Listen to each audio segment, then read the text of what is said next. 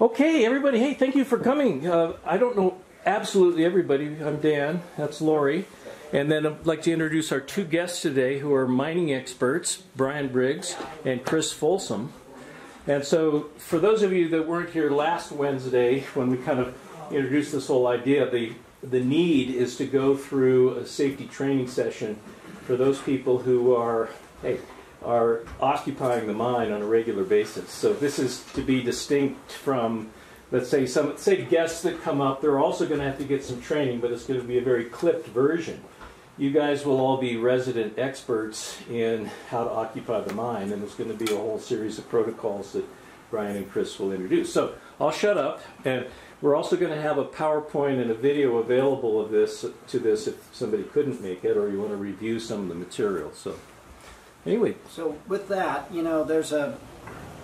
this is really about we've taken the slide package that's really for an operating mine, trimmed it down for what you guys are doing. Most of this is applicable. There's going to be a few things in here that we have recommended to Dan and Lori that they should be doing. One of those is brass boards, some of those things.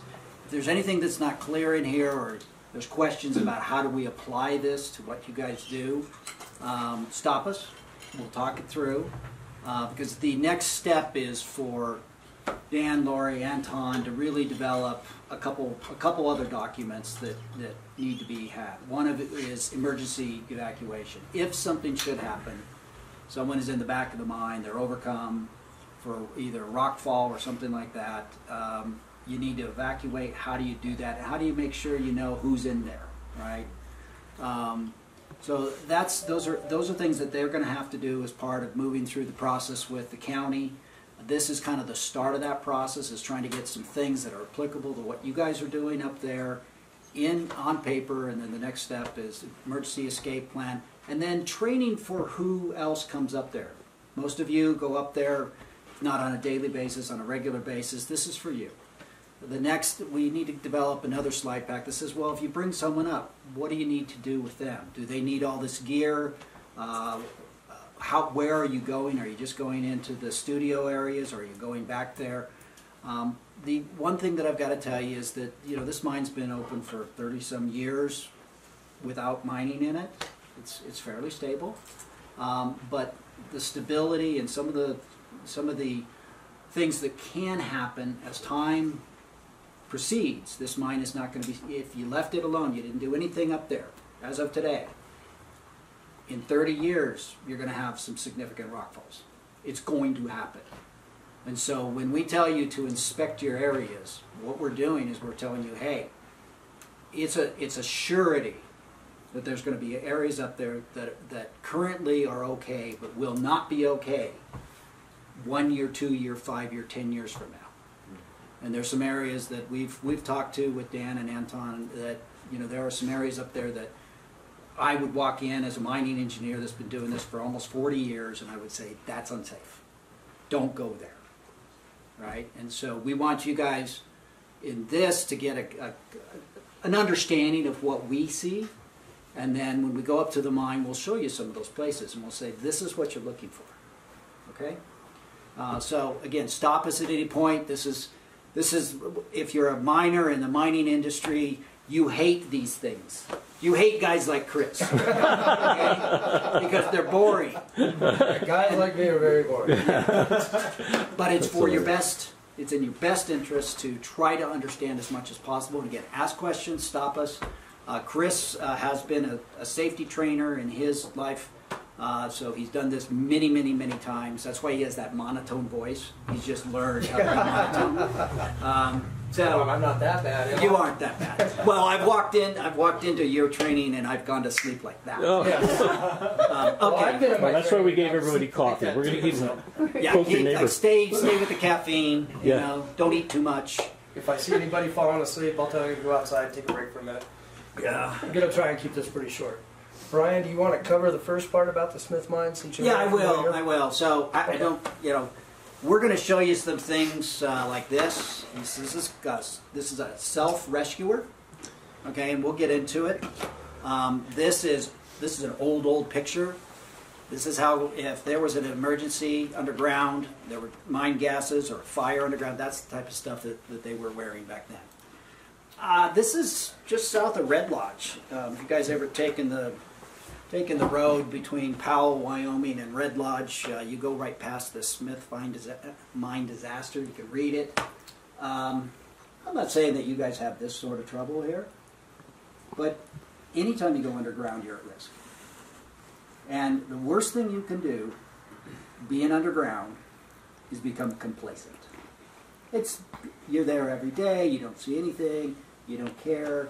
You know, the miners that were died here, they were underground every single day. They saw the same things every single day, and yet 74 of them died, or however many they died there. And the Sunshine Mine, if any of you have been up in the Kellogg area, Kellogg-Wallace area, there's a mine up there called the Sunshine Mine. 170 some miners died, and they were underground every single day. Right? They knew the risks. They knew what was going on. There was a mine fire and killed them all. Because once, even in your guys' area, once a fire starts, you can be overcome almost immediately. Okay. So with that, moving right along, Rassport. So just really quick, while we're talking about the mine disaster type things that Brian was just mentioning, I've been in the mining industry when I haven't been working in the construction industry probably 10, 12 years now. And a lot of that has been up at the Revenue Mine outside of Ouray. So I don't know how long you guys have been in the region or not, but back 2013, we did have a very unfortunate episode up there. We had 2 miners that passed away from carbon monoxide poisoning. We also had another 18 miners that spent anywhere from 1 day to almost 30 days in the hospital for the exact same thing. The big cause of that, ventilation. We were working in an area towards the back of the mine, and unfortunately the ventilation was not adequate for the areas that we had been working in. And a couple of the miners went back when they weren't really supposed to be. Miners by nature, just curious. Always want to explore, check out what the old guys were doing back in the day and whatnot. But so, unfortunately, we had 2 of the guys die. So that is something that really in this region, in this mining region, does hit home, and it does hit pretty hard. If you talk to any of the old guys from Ouray, Silverton, you know, even in the West End, some of the guys from the West End were working up there as well.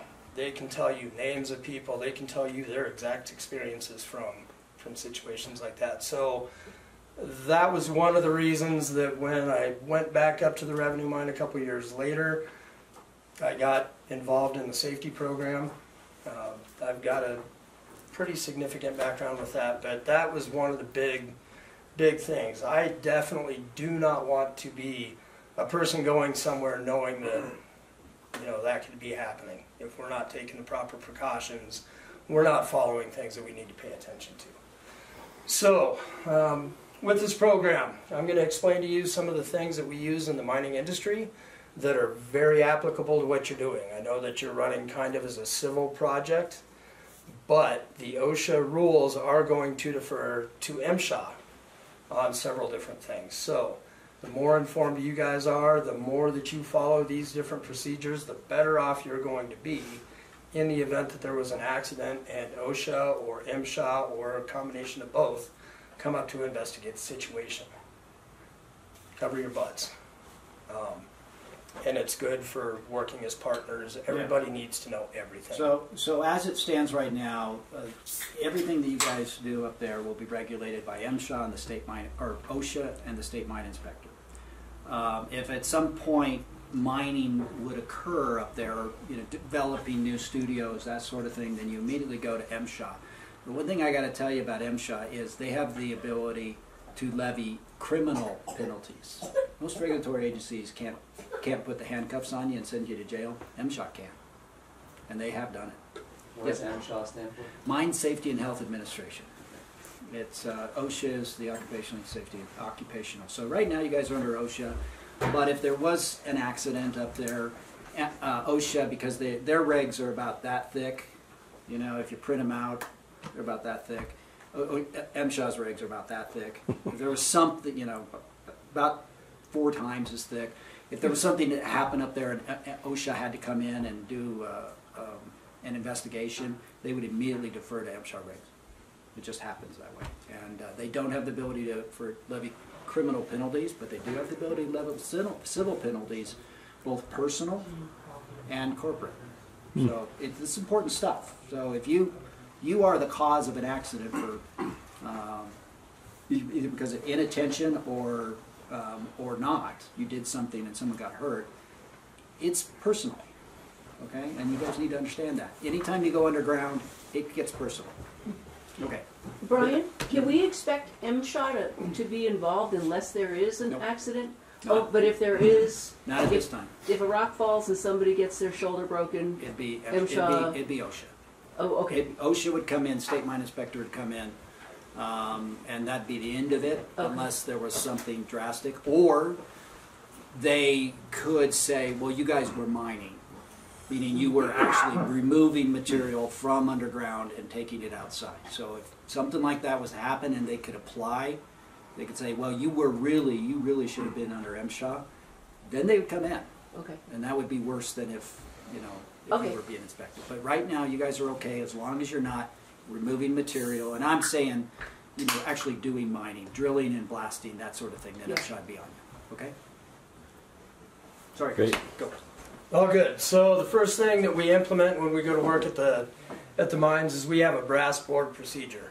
What that brass board procedure entails, every single person that is going to be working on the property or underground needs to have an identifiable brass tag for themselves that they keep on their person. We all wore ours on our mine belts. And there's going to be a brass tag on the brass board in the office, the main entry to the portal.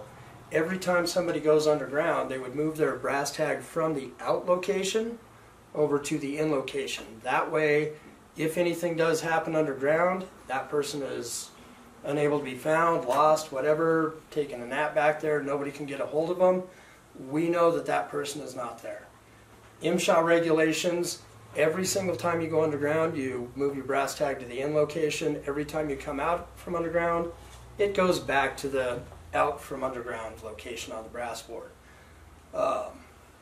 Little personal example, when I was working for Bowie Resources, coal mines over in Paonia back in 2007, 2008, I made the mistake of leaving my brass tag at the end location at the end of my shift.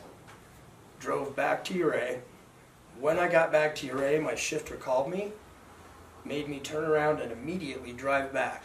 MSHA regulations state that nobody, except for that person who that tag is assigned to, is allowed to move it.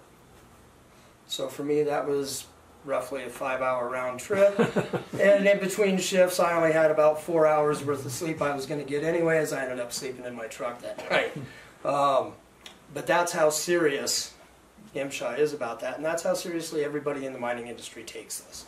Those brass tags, it may seem like it's not that big of a deal, but in the event of an emergency, you want to be able to absolutely know who's where, who's on shift, who's not on shift, who's underground, who can we not account for.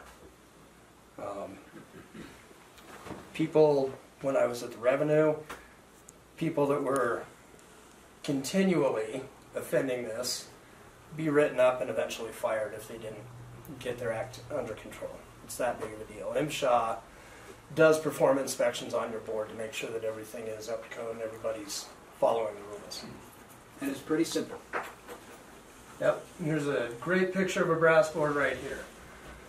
So, this would be, we'll just say that the left side of the board right there is the outboard. Those are the guys that, or this would be the inboard if you look at it. You've got a lot more tags on the right side. So, guys that are working underground in this are going to be posted in on this side of the board. They've got their tag that identifies who they are. It will be a number assigned to you, or possibly the last 4 of your serial number that you're going to be wearing on your belt, and would be on that side of the board. When you get done at the end of the shift, it goes back over where everybody else's are. Now on this board, it looks like there's a third location, so you've got somebody that's working on the surface at various different locations on the mine. You always want to make sure you know exactly where everybody's at. For your case, you'd have basically in and out. Yeah. And then every visitor as you can see here. Yep. Every visitor, you just have a bunch of extra tags. Here you go. Anytime you'd have a visitor tag or a visitor going with you, the way that we always handled that, whoever is taking that visitor underground is going to be responsible for the visitor. So the visitor will have their tag, but the visitor tag would be put underneath your brass on the board so they knew who was responsible for that person. Oh. Does that make sense? Yeah. You guys have any questions about that so far? Okay, let's see, going through this really quick. When you arrive at the mine, everybody reports to the brass board, moves your brass to the underground before you enter. If you leave the underground, then you have to move it back to the other location on the board. People responsible for visitors, we just kind of covered that. You know, put their tag under yours, move it to the appropriate locations. Also with the visitors, have a check-in log. With that check-in log, you can say, I'm giving them visitor number 006. Have them write their name so that you know exactly who that brass was assigned to. You always want to be able to document who is where at all times. Like I said, only the person assigned the brass tag is allowed to move it to either location.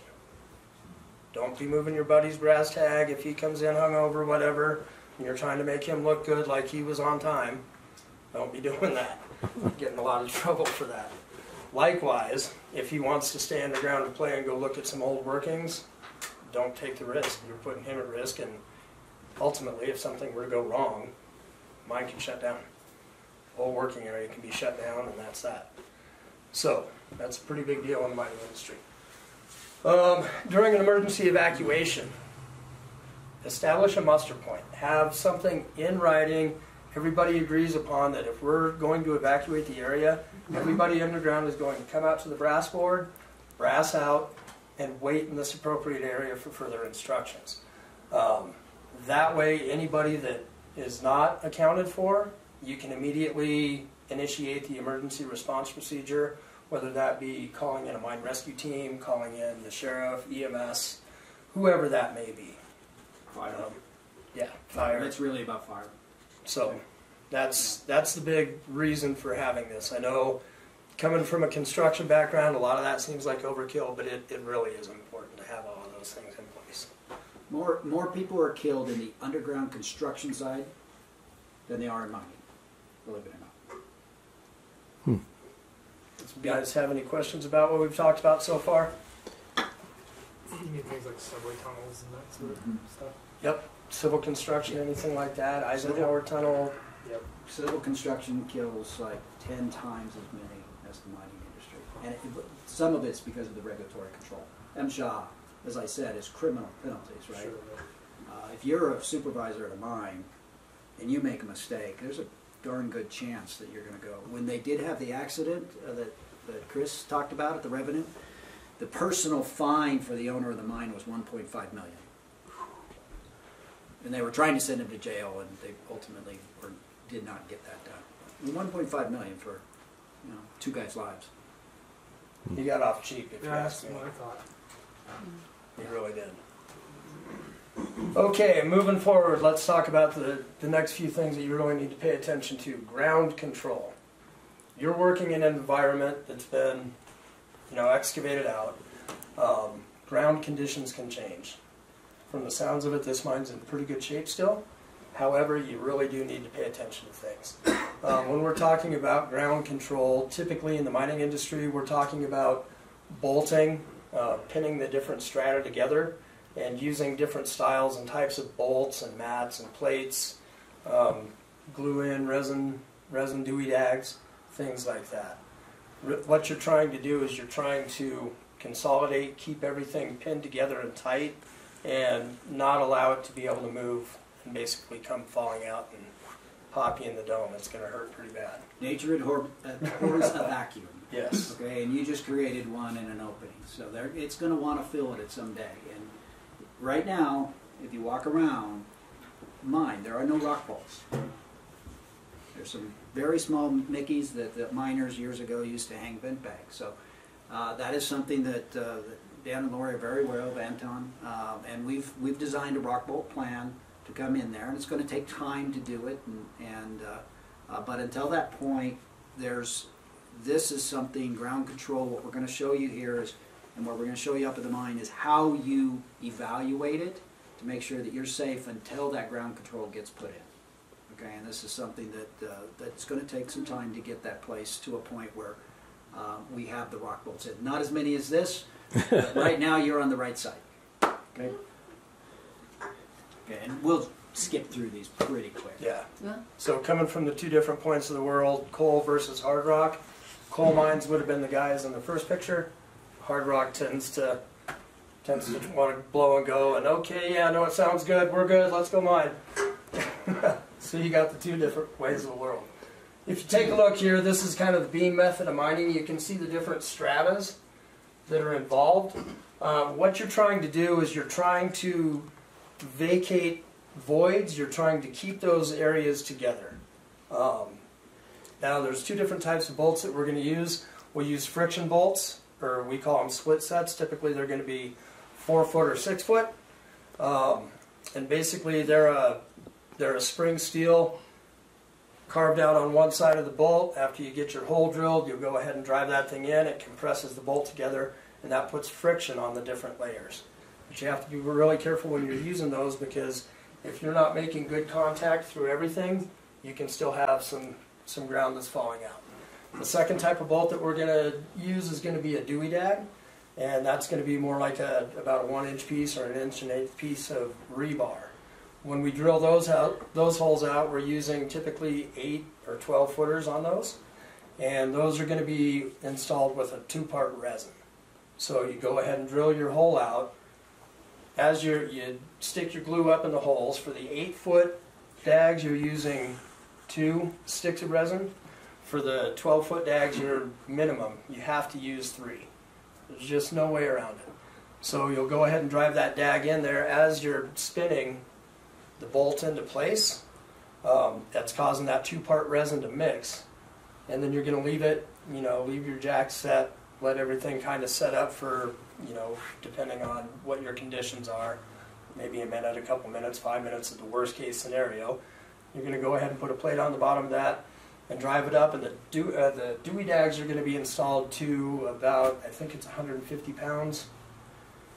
Probably more information than they need. Yeah, probably more. I don't know that you need to You're putting them all. Yeah. I'm just trying to explain to you guys. No, it's interesting. It's how, interesting. How we're going to This is, keep by the the way, ground together. what we're showing you here is exactly what you have up there. Okay, you have a line. The mine is in limestone. You have a sandstone bed called the Bilk Creek right above it. The limestone's not all mined out, so there's a little bit of limestone left. And what we're going to try to do is pin that limestone up to the Bilk Creek sandstone and make that one beam. If we don't do that, that limestone's going to continue to trickle down on people. Right. And believe me, a 5-pound rock coming from 20 feet above you will hurt. You can ask one of our engineers. Yeah. Who was looking up a raise, something you never do. So he takes his hard hat off and he looks up and gets hit by a rock about the size of a quarter. Ended up going to the hospital over it. We couldn't stop the bleeding. Wow. And he earned the name Stitches for Yeah. the rest of his time at the mine. Stitches are chin strap. We called him chin strap too. Put a chin strap on his hard hat so he wouldn't take it off anymore. Okay, so let's go ahead and move on to the next one. As you can see, the roof bolts are going to intersect different slip planes and whatnot, and depending on what the geology is, that's going to dictate a lot of what your bolting pattern is. When you've got really good ground, you may not need as many bolts as if you have really fractured, unconsolidated ground like this. Other controls that we're going to use are going to be basically, we call them hog panels, or a welded wire mesh panel. Chain link fence, we'll also use monster mats, 16 gauge, heavy duty, 1/4-inch plates, just different things like that to be able to help give added traction for everything as we're going between the bolts. This is what an ideal bolt pattern would look like in a mine. So as we're going up, mining terminology, you've got your sill on the bottom, your floor, your ribs are going to be the sides, and your back is going to be the arch across the top. When you're bolting, you want to bolt basically from 4 to 5 foot up your rib, start your bolts there, and you're going to go through your back and continue that pattern so that you can see all the different layers so that you're able to pin everything together through the different strata that's going through there. Hard rock mining, most of the world, as you can imagine, gravity works. Newton proved it. Vertical pressure is going to be a lot more than your horizontal.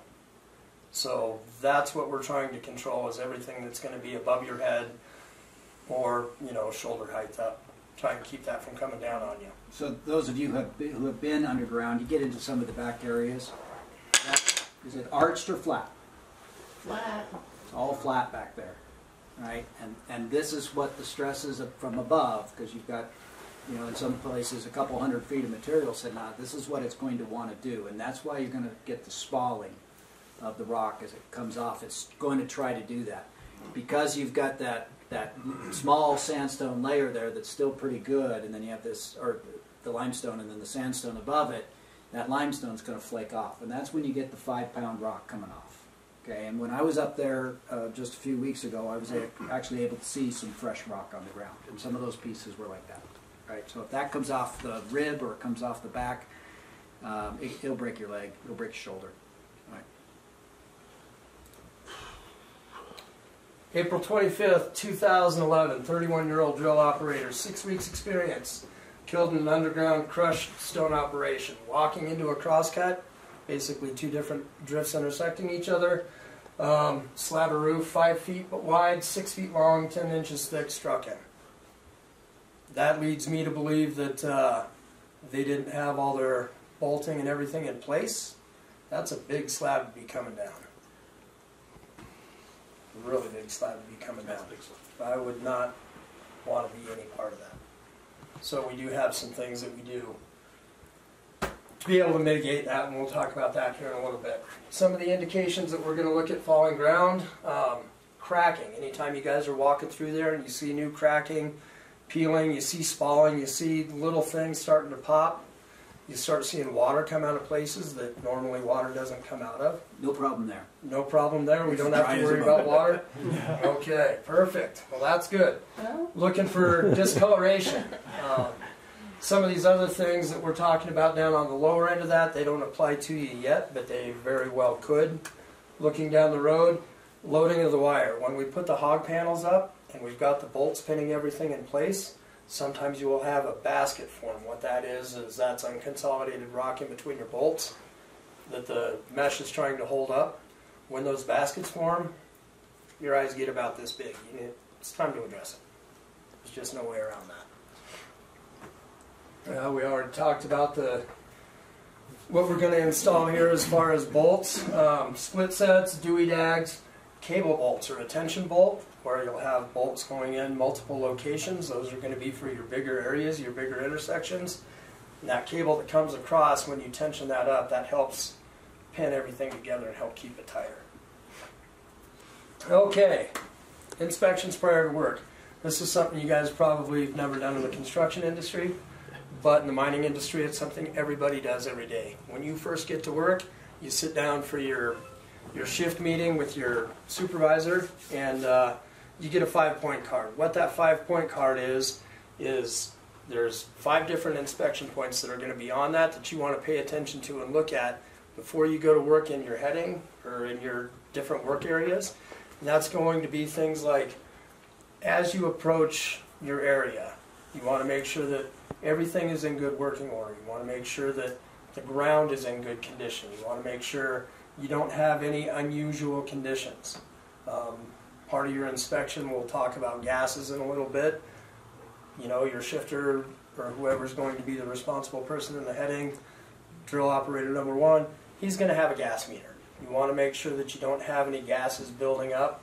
If the ventilation's kind of poor in certain areas, you want to make sure that everything's properly taken care of that way. It's just a general workplace inspection. The areas that you need to really think about for what you guys are doing is, first off, the ground, and you visually inspect it. Is there any fresh rock on the surface? Most rock fall in this mine is going to happen due to air slack. That's a general term. It's due to different temperatures. Warmer during the summer, it's colder underground. The air moves in and out. That creates what's called air slack, which is the rock tends to get, tends to expand and contract, and it'll work itself out. So the studios you currently have are so close to being underground, you will get air slack. Okay? As you get further in the mine, you're more worried about all that rock above you and all those stresses. But where you're at right now, air slack's the biggest problem, and you're going to get rock movement just simply because of the different temperature. The second thing is going to be ventilation. 90% of the time, the natural ventilation in this location is fine, especially if you have all the doors open middle of summer. It's great. There will be times at this mine when you have stagnant air, and that's when the temperature outside and inside is about the same. Okay, within 10 degrees to 20 degrees, if the temperature is the same, you're not going to get any air movement. Typically, if you go into any other San Juan mines, you'll see that they went in here and they went out up top, or they created elevation differences. It's just like a flue on a chimney. You don't have that here. You don't have elevation difference between the portals. So the only thing that moves air in and out of that mine as of today is temperature difference inside and outside. So when that temperature gets about the same, and it's 50, 55 degrees for most mines in the San Juans, it's constant temperature underground, you'll get stagnant air. If you're underground welding or you're using up oxygen with some other fashion, where you got a bunch of people underground and you have stagnant air, you can use up all the oxygen in a hurry, like in a couple hours. So so those are the two things you need to be aware of that I'm really, I want to stress here is these 5-point inspection cards are really about ground control, is the ground moving, what am I looking at, and then we've recommended to Anton, Dan, and Lori that you guys get a gas monitor, and we'll get into that later. The other things you're going to pay attention to when you're doing your 5-point inspections, like I said, your workplace inspection, going in, looking at the rock, making sure everything's good. Look for any other hazards. Anything else that could put you or anybody you're working with at risk. Sometimes maybe that'd be an extension cord, frayed, laying in the water, you don't realize it. Just always give a general inspection on everything you're working with. Make sure you're not putting yourself at risk. Anything that you're doing underground that could remotely cause a fire or anything like that, cause gases to come into play that you're going to have to worry about, carbon monoxide, things like that, pay special attention to that equipment. Make sure you've got a good escape way, a good way to get back if something were to go wrong, and make sure you've got adequate fire protection equipment for whatever it is you're going to be doing as well. Whether that's going to be blankets, fire extinguishers, all sorts of different ways to mitigate problems. But when you're doing that initial inspection for the day, make sure you've got everything in place so you can safely do your work. I'd like to make a point, because Anton has done such an exceptional job in keeping on top of things, scaling, kind of general safety issues around the mine, but everybody in the room is going to have eyes on and be able to monitor what's going on, and that's going to be super important, I think, going forward. We've been, I think, a little kind of lax in saying, oh, well, Anton's already done a walkthrough, he's already taken care of it, or he was up here yesterday, he already took care of it, whereas anybody that goes in the mine, the first person in the mine, they're going to be required to do that inspection. That being said as well, just because the oldest guy on the job or the most experienced said it's okay, don't be afraid to speak up if you see something wrong. Okay. New guys coming to the job might look at something with a fresh pair of eyes a little bit differently. The guy that's been walking by the same rock for the last 5 years getting back to his work area, he's not paying attention to it. The new guy might see, hey, something's not right. Don't be afraid to speak up. Everybody's got a voice in this. Everybody wants to come out when you're done. You're stressing me out every time you step backwards. I'm paying attention to that. I know that's there. Okay, so dealing with the rockfall mitigation and that sort of thing, going into your workplace every day, hand scaling. This by itself is probably the most important thing you can do every time you go into your work heading. A scaling bar is we've got scaling bars, different sizes. We brought an 8-foot bar for you guys to take a look at today, but basically it's an aluminum bar that's got a 45-degree hook bend on the end of it, kind of like a pry bar, crowbar, something like that. What you're going to want to do as you're walking in doing your workplace inspection, flip that bar upside down so the hollow end, you're going to tap it on the roof, you're going to tap it on the ribs. When you hit it on the roof, what you want to hear is a good solid ring. Yeah, I didn't want to bring it inside, but... Oh, okay. Gonna I'm allowed. Yeah, let me tap on that. Oh, I think it's See if you can good. take out that Visual light. aids, man. That's good. So, but yeah, so this is kind of what a scaling bar looks like. You can see, like I said, it's got that little hook on the end. When you're walking into your work area, tap on the back.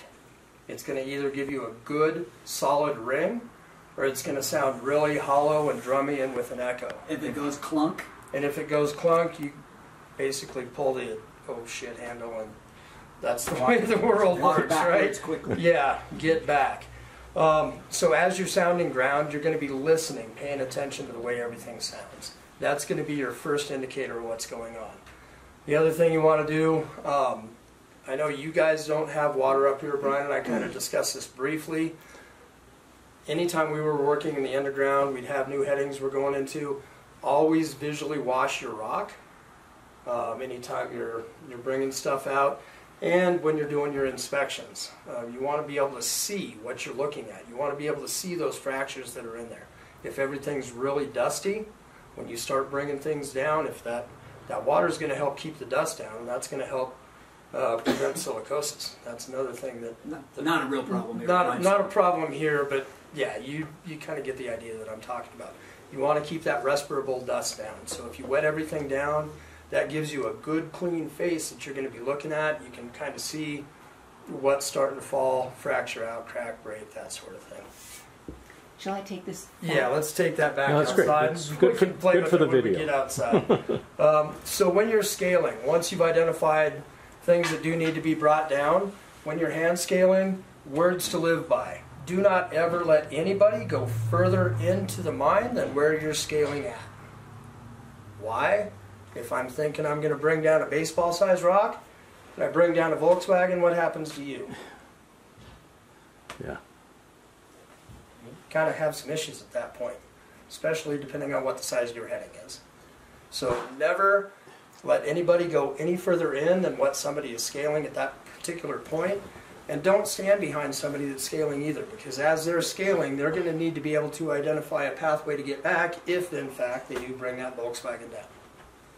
So, give them a clean area to get back away from things. Don't go in past them. All right?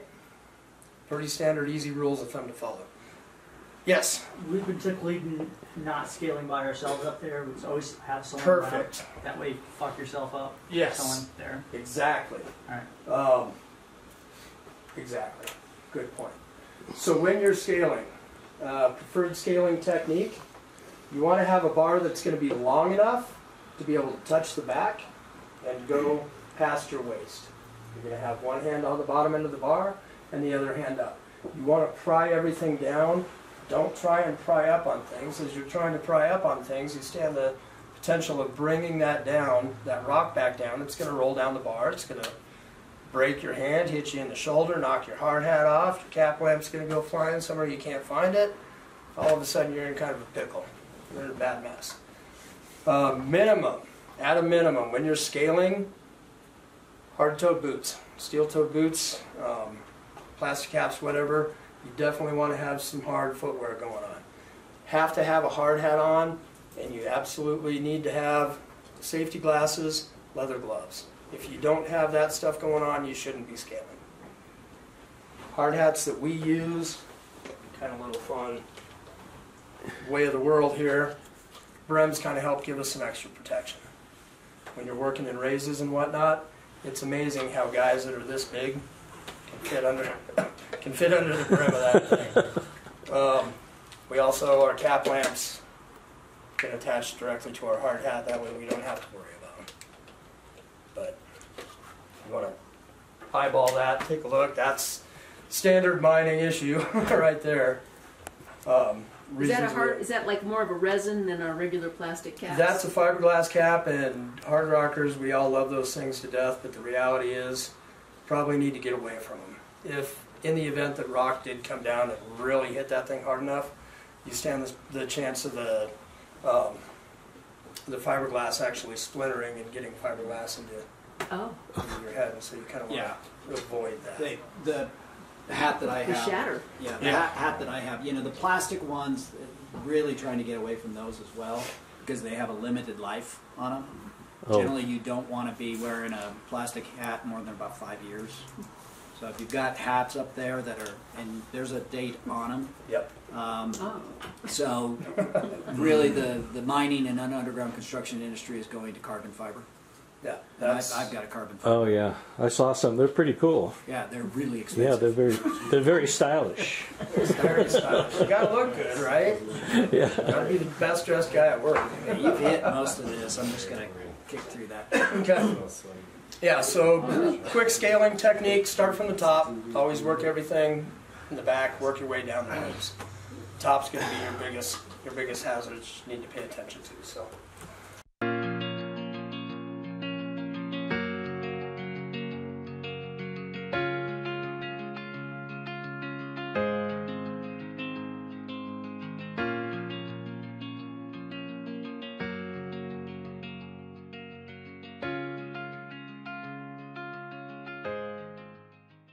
Moving forward, let's talk about barricades. So barricades typically are going to be preventing people from exposing themselves to hazards. A couple of different types of barricades. Go ahead and flip forward on this one. Different types that we're going to be using are going to address different things. Yellow caution tape, really simple. That just alerts everybody that there's a hazard to pay attention to. Red danger tape, warning bells going off. Significant potential hazard to anybody walking in. Before you enter any area where guys are working behind danger tape, the red danger tape, get permission. Because if you don't, you're going to be putting yourself at risk and you could potentially put them at risk. The other thing that we're going to use in the underground industry is going to be barricades. Barricades we're going to use to wall off areas that pose really significant hazards. You know, shafts raises coming from above, ventilation, really bad ground that we just couldn't get under control, areas where you really do not want somebody to be back there. Okay?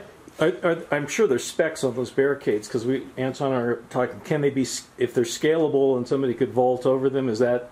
Then that's not an effective. That's not an effective barricade. So you have a permanent barricade, and then the next one is a temporary barricade. Oh, okay. Barrier. So permanent barricades, bulkheads is what we call them in the mine. Those are typically going to be constructed of timber, chain link fence. You could be using steel plate, you know, weld the whole thing solid, foam it in. It just really is going to depend on what the application is. But the ideal rule of thumb for somebody to be able to get past a barricade, they are going to have tools to be able to do that. Oh. They are going to have to, there's an intent that they want to get back past that. So what we were assuming with you guys, especially during this phase one of the ventilation, is that you'd put up temporary or permanent barricades, but they'd have a door in them. You Gotcha. could get through. Padlock them or. Then you padlock it. So they Padlock have to have or- a tool to get through the door, right? Padlock It's not or- just a yes. hasp. Okay. It's a padlock. So a temporary barricade like the cyclone fencing on a pipe, you know, just those gates that they have in there that Anton Yep. has in there. That's a temporary barricade, That's but it's not. That's a temporary. It's not what you're talking about, Yeah, it's but- not. It's Not what we're fastened talking into. You can have a temporary barrier, especially as you're getting into this where you're trying to advance. Okay, you put up a temporary barrier and say don't get past that until you have time to put up a permanent. Right? You use signage to say, hey, don't go past this. Yeah. Signage is critical. You want to basically put the sign up that tells everybody what that hazard is. What am I looking at? What are we facing as we're breaching this barricade? Okay. Okay. When you're installing them, make sure you install them far enough away that somebody's not going to be able to get hurt. Working in the mining industry, the milling industry, all of the barricades that we had in place there had to be far enough back away from the equipment that somebody couldn't reach their arm through, get inadvertently pulled into whatever piece of machinery ugliness we were going to be looking at that way. You want to install it at all of the different entries that affect the same area. So if you've got multiple drifts coming into the same location, you've got a hazard in the back of that, you want to always make it known from both sides. Don't just assume that going from one way is going to be good enough. If you do have to, if you're going over trenches or anything like that, you definitely want to make sure that you've got a walkway built over that thing that's going to be substantial enough to support. Construction industry framing standards are going to work pretty well. Those railings on either side of that are going to have to be 38 to 42 inches tall, and they have to be able to support 250 pounds pushing against.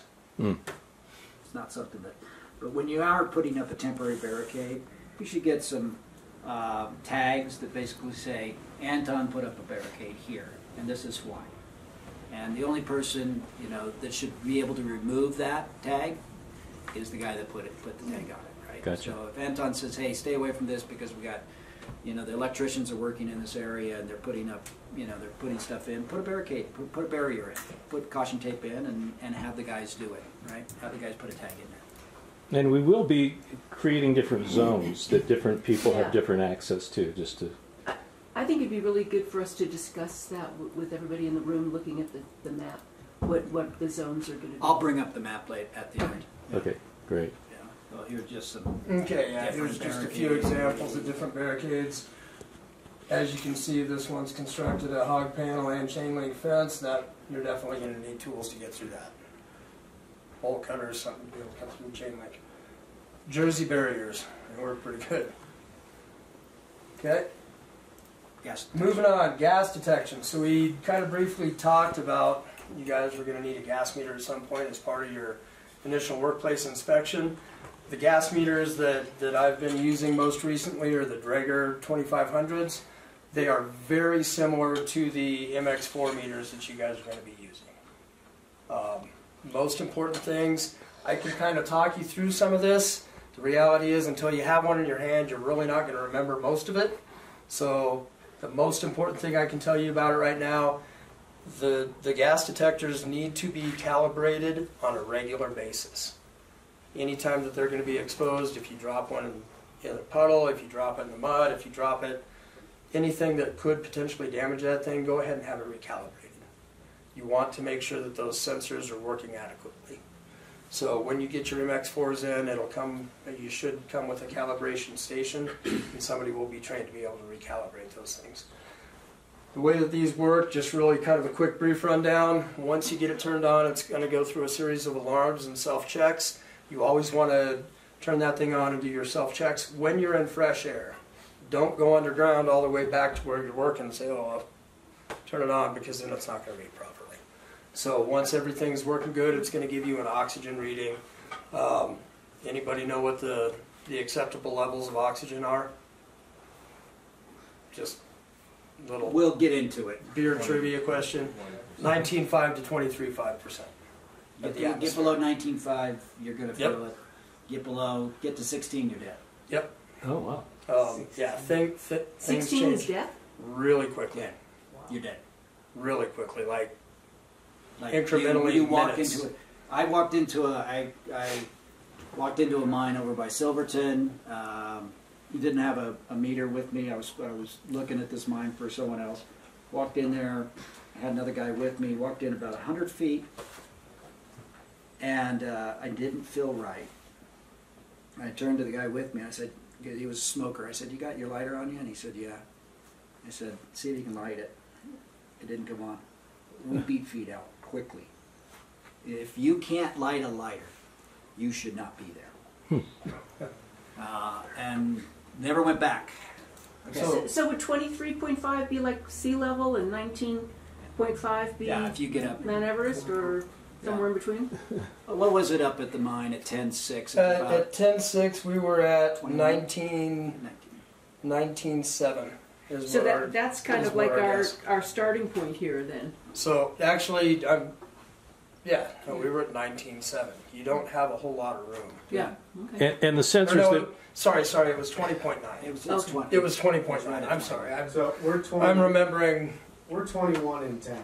you're 21 in town. We were at Percent oxygen? 20.9 and Okay. up above. Scott? Did you all walk around and test our mine? Years ago. Where was it at? Yeah, with Monty. The same. No, 17. well, I didn't do it with mine. We did it with that mining inspector when I got in trouble Oh. in 2010, Okay. and we had the same. Whatever readings he got outside, we got the same inside. Yeah, it's just, there will be times when you don't get natural ventilation until you Yeah. get the fan in. That's when you worry about it, okay? You go down to Chile, at some of the mines down at Chile that are at, 15, 16, you're right at the threshold before you even go underground. Mhm. And let me tell you, it's something else down there. Right. I mean, Well- especially for the guys that are working. I mean, these guys they're underground all day. Yeah, sorry, the 19 numbers sticking in my head down at the bottom of the. But Anyway. Anyways, yeah, okay. back to those meters, we will be getting meters that test for Yes. oxygen and Yes. carbon And monoxide. carbon monoxide. Those are Yeah. the two Those are- that you would be worried about Right. here. If you're doing a lot of welding, especially you might be putting off some nitrous oxide, something like that you need to be concerned about. It's called an MX4 because it'll test for 4 different gases. Oxygen, carbon monoxide for sure, and then you have to evaluate what else are you doing and what gases could come off of what you're doing, right? Yeah, I looked at the website and you have many options and you can just kind of custom order them. The Yeah, price varies exactly. depending on how many gases you're getting and so on. Exactly. So the ones that you are getting, like Brian said, oxygen, carbon monoxide. Those are going to be the 2 biggest things you guys have to deal with. When you're testing for these things, I don't expect anybody to remember this. Different gases have different specific gravities. So if you were to assign oxygen a specific gravity of 1, and imagine yourself being in this space, right? You would assume that oxygen would be kind of a neutral layer right about your waist level as you're testing for the different gases. Specific gravities, gases with specific gravities that are lighter than what your air is, you would be testing up high, like testing up towards the back. That would be things like methane, hydrogen. Hydrogen's going to be up higher above. Things like carbon monoxide and whatnot, you're going to be testing lower to the ground. So, So- car fumes would go down, like downhill. Yeah, exactly. So, like I said, I don't expect you guys to remember any of this, No. but when the monitors come in, it's going to be time to kind of be thinking about how you're going to test for things and where you would want to look for them. Okay? Well, I will say on that point, the long drift that you enter into just as you come in the main entrance, it's, I don't know, 600 feet long or something. But it actually does have quite a slope down. I think we measured it at 22 feet, something like that, slope. So there's a potential for all the way back, the northeast end of that drift, for it to actually gather carbon monoxide especially. So that would be very dangerous. Yeah, so if you're doing a lot of welding, okay, and this is why we're talking about this. If you're doing a lot of welding, you're creating carbon monoxide. Or at one point there were gasoline cars underground, right? Where does that go? So if you've got that air and it's going in where he's talking about, it's going in and coming around the circle and coming out where the studios are. That carbon monoxide is going to come in and it's going to start collecting at the very end of that. And because the ventilation turns, that carbon monoxide will continue to collect there, and it doesn't go away because there's no ventilation to sweep it out of there. You walk down there, and you've created that, you're dead. You'll walk in there, and you won't be able to turn around. That's how quick So- it'll be. So what are the so the idea Yeah. is that you don't If you really have start any feeling warning. tired, Yeah, that's a immediate. it's too late. Yeah, so you'll start feeling tired. Your respirations are really going to go up because you're really struggling to get that air in. Your face is going to go really flush. You're going to feel really hot. Your face will get really red. Things like that. Those are going to be indicators. So something that really surprised me is the amount of slope there, because I was saying, oh, well, carbon dioxide goes in there, it's going to be pooling around my knees, I still got good air. But no, it's going to be over your head because there's quite a slope. Yeah. It's Yeah. going And to there's fill no in. way for it to get out. Yeah. And any place where you have dead end ventilation, that's why when we put together the ventilation map, which we'll go over, any place that has a dead end and you don't ventilate it, that's where these gases are going to collect. They're going to get in there and they're not going to come out. So like back towards air and storage. Yep. Yeah, exactly. Yeah, and Stand under so and so store that's where we area. put up barricades. Yeah. Keep people out of there, right? Because you won't know unless you have a meter with you. Does anybody know what carbon monoxide actually does to you? Yeah. Asphyxia. Yeah. That couldn't get on. So say it for the people that don't know. Yeah. Asphyxiation. But what's it doing in your what's it doing in your body? It's attaching to the hemoglobin, and it has a higher affinity than the oxygen does, so the oxygen can't attach. And that's why you can be dead very Brain quickly. dead. First is, yeah. Okay. So, You want to show them? Why don't you just? You're hot Yeah, here, so- Jeremy. yeah. You're So our we should safety keep a- coordinator. Our med kit should have a pulse oximeter for checking and testing. Perfect. Actually, that's great. Yeah, and Yeah, those that are is super great. simple. Yeah, That so is a the great pulse tool to oximeter have. should read Yeah. 90 to well 88 to about 94, and if you're reading 100, then you have carbon monoxide poisoning. But you'll be red, you'll be hot. There's a little saying that goes with it, but Exactly. So, mining world, W65. This is your absolute last bastion of getting out in safety. In the event you run into fires or different gases, things, you guys don't have to worry about methane and stuff like that here. But anytime your gas meter is alarming and it's hitting the levels where immediately death or immediate hazard to life and death is apparent, this is going to be the thing to save your life. You guys know not to walk into smoky areas, things like that, for the obvious reasons, but sometimes these gases are going to be something you can't see. When your gas meter is going off, or if you are in the event you do have smoke and everything underground, W65 is going to be worn on your belt. MSHA rules, if you're working underground, doing welding, anything like that, MSHA rules say you can take it off, but you cannot be any further than 25 feet from that thing. Oh. If an MSHA inspector were And to that's the walk... same for OSHA too, by the way. Okay, OSHA's got the same one. So, an inspector comes in, your W65 sitting off somewhere down the drift, whatever, you forgot about it, that could be a huge fine. And I think with MSHA, it's actually a personal fine too, isn't It's it? personal fun. Yeah. Because it's your Not with OSHA. personal safety, your personal Personal responsibility. safety. Yep. So, the way these things work, got a fire going on, you don't have a fresh air escape way to get out. If you look at the top of the one Brian's got here, I'll let him pass that around. Don't open it. If you open it, it's done. And Don't it's open that. $600. I'll pass one out. Pass one around. You guys can look at here in a second. So there's that red clip that's on the top of that thing. You're going to go ahead and pop that clip. The top would come off. When the top comes off, if you look at what I've got right here, you've got a mouthpiece. You've got nose clips. And you've got a headband. So what you want to do is you're going to take the W65, grab it by the headband, and pull it out. This is the chamber that's got the hypochlite in it that actually turns the carbon monoxide back into carbon dioxide and more breathable air. All right? So what you're going to do, pull that out instantly. This goes into your mouth. That's the way you're breathing the most. Plug off your nose. You don't want all the pollutants and everything else getting in through your nose through another airway. So once you've got that done, take your hard hat off. Headband goes around the top of your head. You can adjust. Some of them do have the adjustability. This one's old enough that it doesn't. But you can adjust that so that you take all the weight off of your mouth. And the way that you know this thing is working, when you are breathing, it's going to get hot. The air or the unit? The unit. It'll burn you. The air that is coming in, it's going to be uncomfortable. It's not going to hurt you, but don't take it out of your mouth until you know 100% you are free and clear.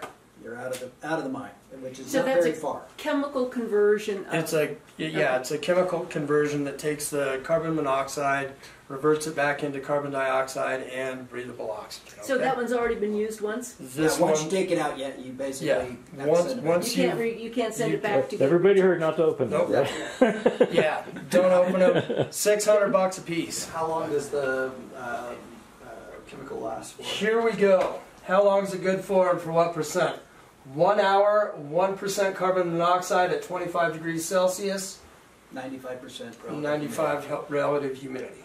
Okay? It'll be a little better than that up here. So, roughly they're good for 1 hour. Some of the places that I've worked at, we were far enough into the mine that you would have to have caches stationed, different locations throughout the mine, and that was your goal, is to get to that next stash. Put some pressure. If you take a look at this map, this would be just a general mine map. You've got a downcast and an upcast shaft. So basically what we're looking at is we're anticipating this being an intake air.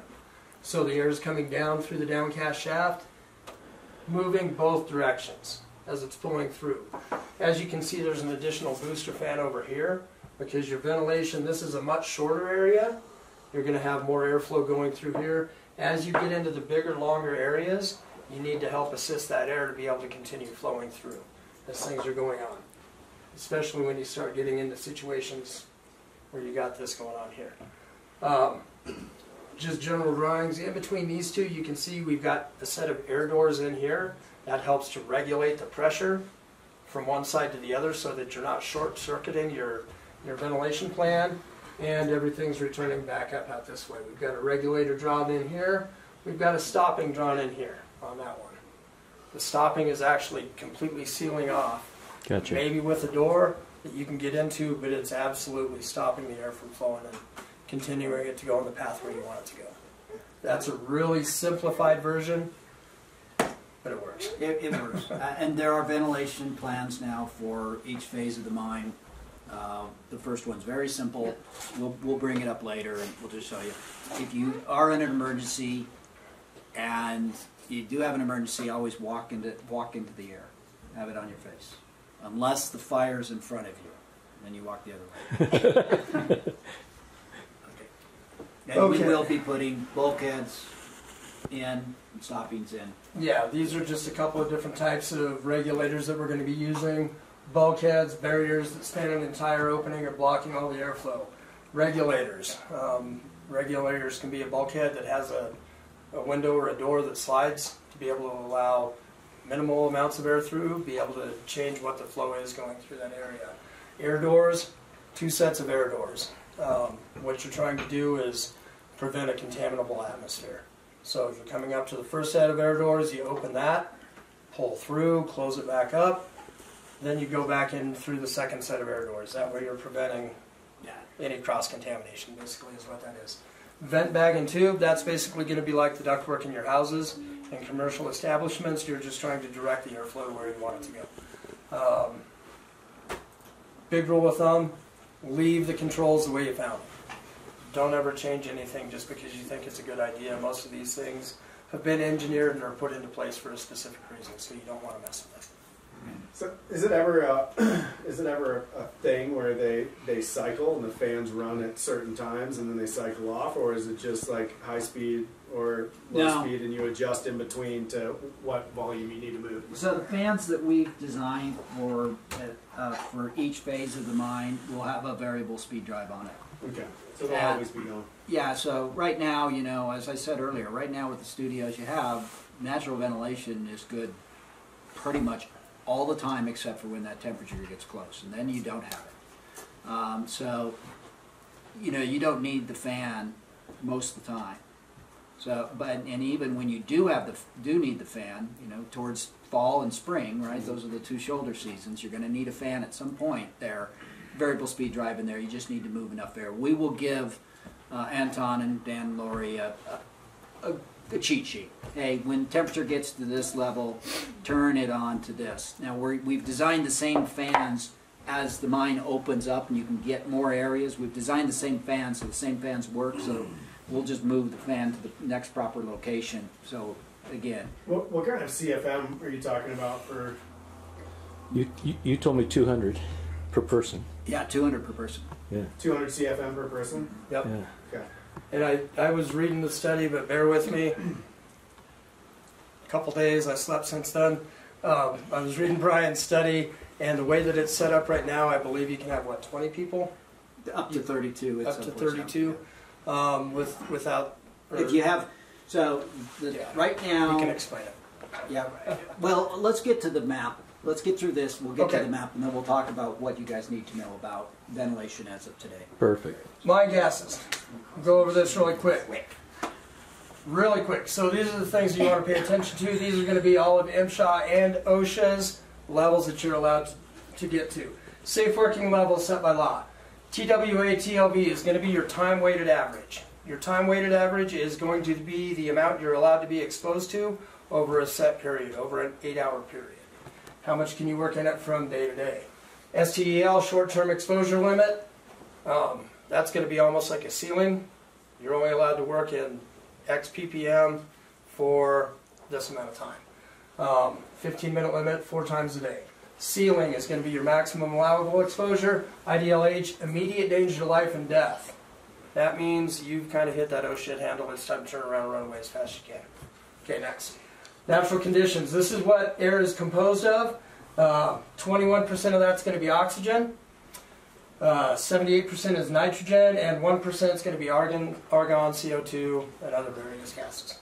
Moving forward, I'm not going to go all the way through this, but that was all the gases you're going to be exposed to in mines. You guys will have this, you can look it up. These are different things that will cause the gases to change in mines. Blasting, exhaust, battery charging, sulfur ores and waters, rotting or submerged timber, propane leaks, or fires. Next. Battery charging. Okay, that's, That is the one, Yep. as I said, you've got 4, H2S is one of them that Okay. you can get in there. So if you're doing a lot of batteries, if you're working with a lot of batteries, we got the last mining engineer several years ago who did a tour kind of called that out, and there were a bunch of pallets with batteries on them that were being charged, or even just It so. seems to me we should just move all the batteries outside into a shed. That would be. That's a great idea. That is the best way to handle that because you do have that exposure. That way we remove it from the equation. Is it only lead acid batteries that cause hydrogen, or is it all battery charging? Like Oh, all yeah, we've battery got chemistries? So if, Completely like, different families of Yeah, that's lithium true.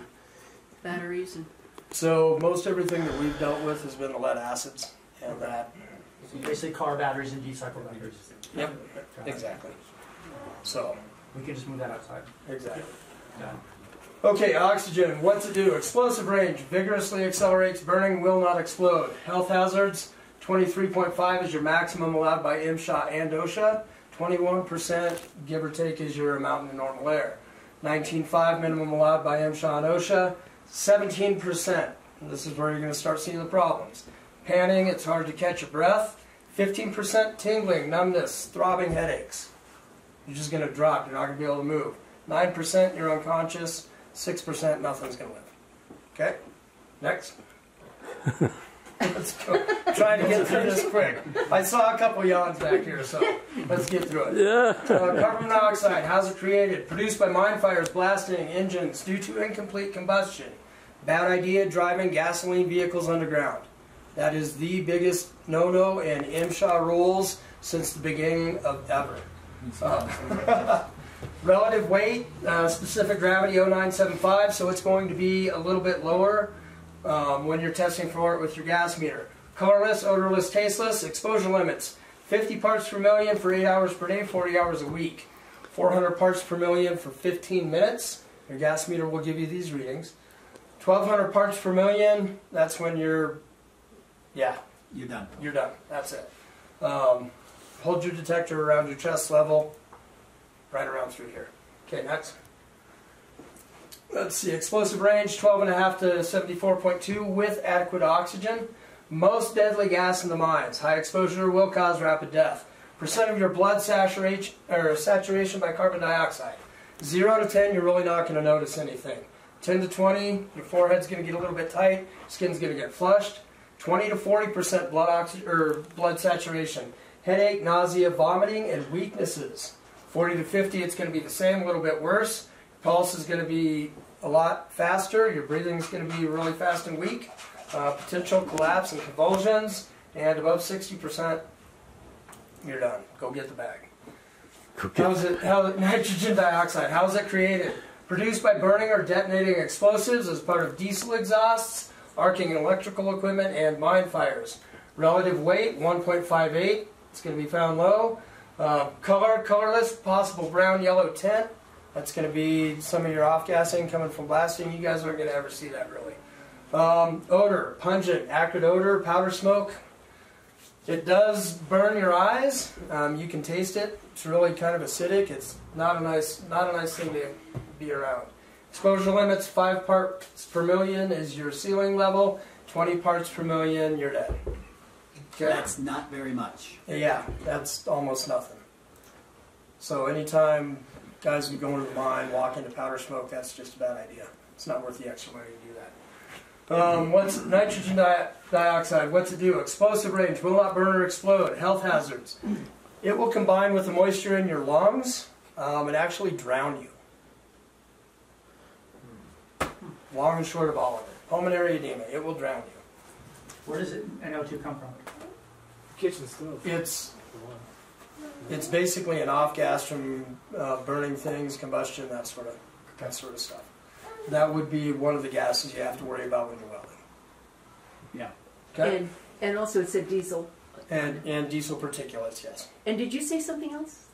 Oh, just your kitchen stove too. Your kitchen stove? Good reason to Nitrogen. turn the fan on in your kitchen. Anything burning. Got it. Okay. Okay. Relative Yeah. weight 152. It's going to be heavier than air. You're going to look for it down low again. We're on carbon dioxide now, buddy. We're on carbon dioxide. Moving right along. Okay. Carbon dioxide. I'm just trying to get Yeah, you through it. this Let's one go I'm not fast. too concerned about. Okay, carbon dioxide. We could probably actually go ahead and skip that. 40,000 ppm. Okay. Okay, emergency evacuation. Stench. This is something we haven't addressed yet. That will be part of your plan going additionally. Brian was going to talk about that a little bit. Yeah, so we're recommending a stench gas. What that is, it's mercapta. Okay, it's the same stuff they put in propane, natural gas, so you can smell it, right? If there were to be an issue and someone's working underground, this is how you let them know. Because you may not be able to get them on a radio, they might be around the corner. So what you do is you vent mercapta into the ventilation system, and they will know very quickly that there's something wrong, and they'll get out. Okay, so we're gonna help set this up at some point down the road, and it'll be at the ventilation fan that's drawing air, or at the portal that's drawing air into the mine. If you're aware that there's something going on under the mine, and you need to get people out of there, you don't want to run in that mine. Okay, so you're going to go over there, and there's just these bottles, and you go over there and open them up. And believe me, under that scenario, you don't want to be underground very long anyway. That stuff No, it's horrible. is horrible. And then there's another gas that we would vent in. So, Go ahead. yeah, we've got, when we're doing the stench procedures, I'm just going to tell you really quickly about it. Any event that goes on that we have to evacuate people from the mine, dispense the stench gas. That's going to blow through. Anybody that's underground knows, smell it, hey, get out. If you have the ability to talk to somebody outside on the phone, ask them what's going on. But just let everybody know on your way out. Don't go any further into the mine. Okay? Let's see, the stench gas is the primary means. We just talked about that. Go ahead and skip over that. Emergencies. Emergency evacuations initiated anytime the safety of underground personnel is or could be compromised. Emergency situations requiring evacuation include, not limited to, underground fire. A fire on the surface that could affect your ventilation, air going into the mine. Guys working underground, they can't tell the difference between if you're burning a trash pile outside and if there's something going on underground. So that would be a reason that you want to evacuate. Let's see, we just talked about those. Undulation of gases. Get gas buildups. Starting to change some explosive ranges. Get everybody out. Don't take a chance. Flooding, compromise, natural disasters. So if you're underground in the back and you got your meter with you and you notice that something's going on there, that's when you do it, right? Okay. The other people may be in a position where they're fine, or they may not be fine, but you should still vent the stench gas and get everybody out. If you can't find it, again, if you know everybody's up in the studios, Anton's clearing the back, but he's like, oh shoot, carbon monoxide's way up back here, then he's going to go vent it as soon as he can, right? Or he's going to get on the radio and tell someone to vent it, so he tries to get out. Okay. Moving forward with that, that's going to be part of your emergency response plan. Yeah, and we'll get that. Yeah. Okay, that's it. Okay. Okay, everybody. Okay, currently you're just natural ventilation, right? okay? And when I was there, the ventilation was basically coming, I believe it was coming this way, right? Ventilation during summer, winter months will generally change direction due to the temperature. In this case, it doesn't happen because all the portals are about the same elevation. So you may have the same way, but now that we've brought it to your attention, see if it changes. Okay? In the winter months, it'll go in the lowest portal and out the highest portal. And reverse in the summer. So right now, when we did our ventilation study, of course, there was air coming all the way around, and it was reasonably good, right? Plenty of air there, and there are, in the ventilation report, we do give numbers of people that could be underground for different situations. There will be a time when you will need a fan. We have designed this so that these need to be closed. If you open any of these up, ventilation will short circuit. It'll probably pull here to there. If you open this one up, it'll pull here to there. This will be completely unventilated. Even though these are open, it'll still short circuit on you. So you should have doors in locations that are going to keep air from flowing and losing it. So if this is the area we're going to be working in right now in these studios, the flow should be from these two doors to the fan. The fan's actually blowing out. We're not trying to blow air into the mine. It's very inefficient. What you want to do is you want to draw it through the mine. So this is phase one. This is what you're currently needing to go to. Small fan here, just a little 10 horsepower fan that needs to be turned on when temperature gets, I'd say the temperature variance between inside and outside, anytime it gets close to 20 degrees, that fan should be on. Because you never know, it could get closer and you aren't paying attention, you're going to have stagnant air. It's not going to move through the mine. So essentially we can have a thermostat that picks up the temperature. Yeah, buy one of those units you put in your house, and it says outside temperature here, and As the soon as inside it's in that temperature range, there. it kicks on. Right. Yeah. This we did it this way. We could go the other way, but if you had to close, if you brought it here, you'd have to leave this one open and that one open, and you'd get, you'd short circuit like that. So this is the only way that we really see you can ventilate this at this time. So who's ever in these places, it's going to get cold in the winter. Okay. But we can add a heat. We can add a heater Yeah, to those spaces. Radiant heat would be the best Okay. for this situation. Right. And does that No also- propane heaters. So, so the main entry where we're walking in, are you asking that That those needs to be an doors air door. need to stay closed in the That winter? needs to be a door. These need to be, they can be stoppings with a door in them so you can escape, but it needs to be closed. So the only places you should have open are those and there, where the fan's drawn out. How airtight do those middle Very, vary? very. Cool. Oh wow. Okay, you need to go in there with cans of spray foam. Yeah. Okay. And when we were up there, Anton and I talked about it, so any of those gaps, they need to be closed up. Right? Okay. So that little fan that we've got in that location right now is like I don't know, it's probably quarter horse. quarter horse, and we need 10 horse. You need 10 Okay. horse. Okay. You don't need all of the 10 horse, but you need a portion of it right now. Okay. And you have a supplier for those that you Yeah, direct yeah, and I to? gave you the fan curve, so you can call up that supplier. It's up in Grand Junction. Okay. Yeah. And when you do that, let me know. I'll help you with that. So, if you need to go in the back, right? So what we're saying in the first phase was the only way you go in the back is with an air monitor. Okay? Because it's all going to be dead or dead. Anytime you open this up, anytime you open this door up, you're in a situation where you have to monitor before you go back there.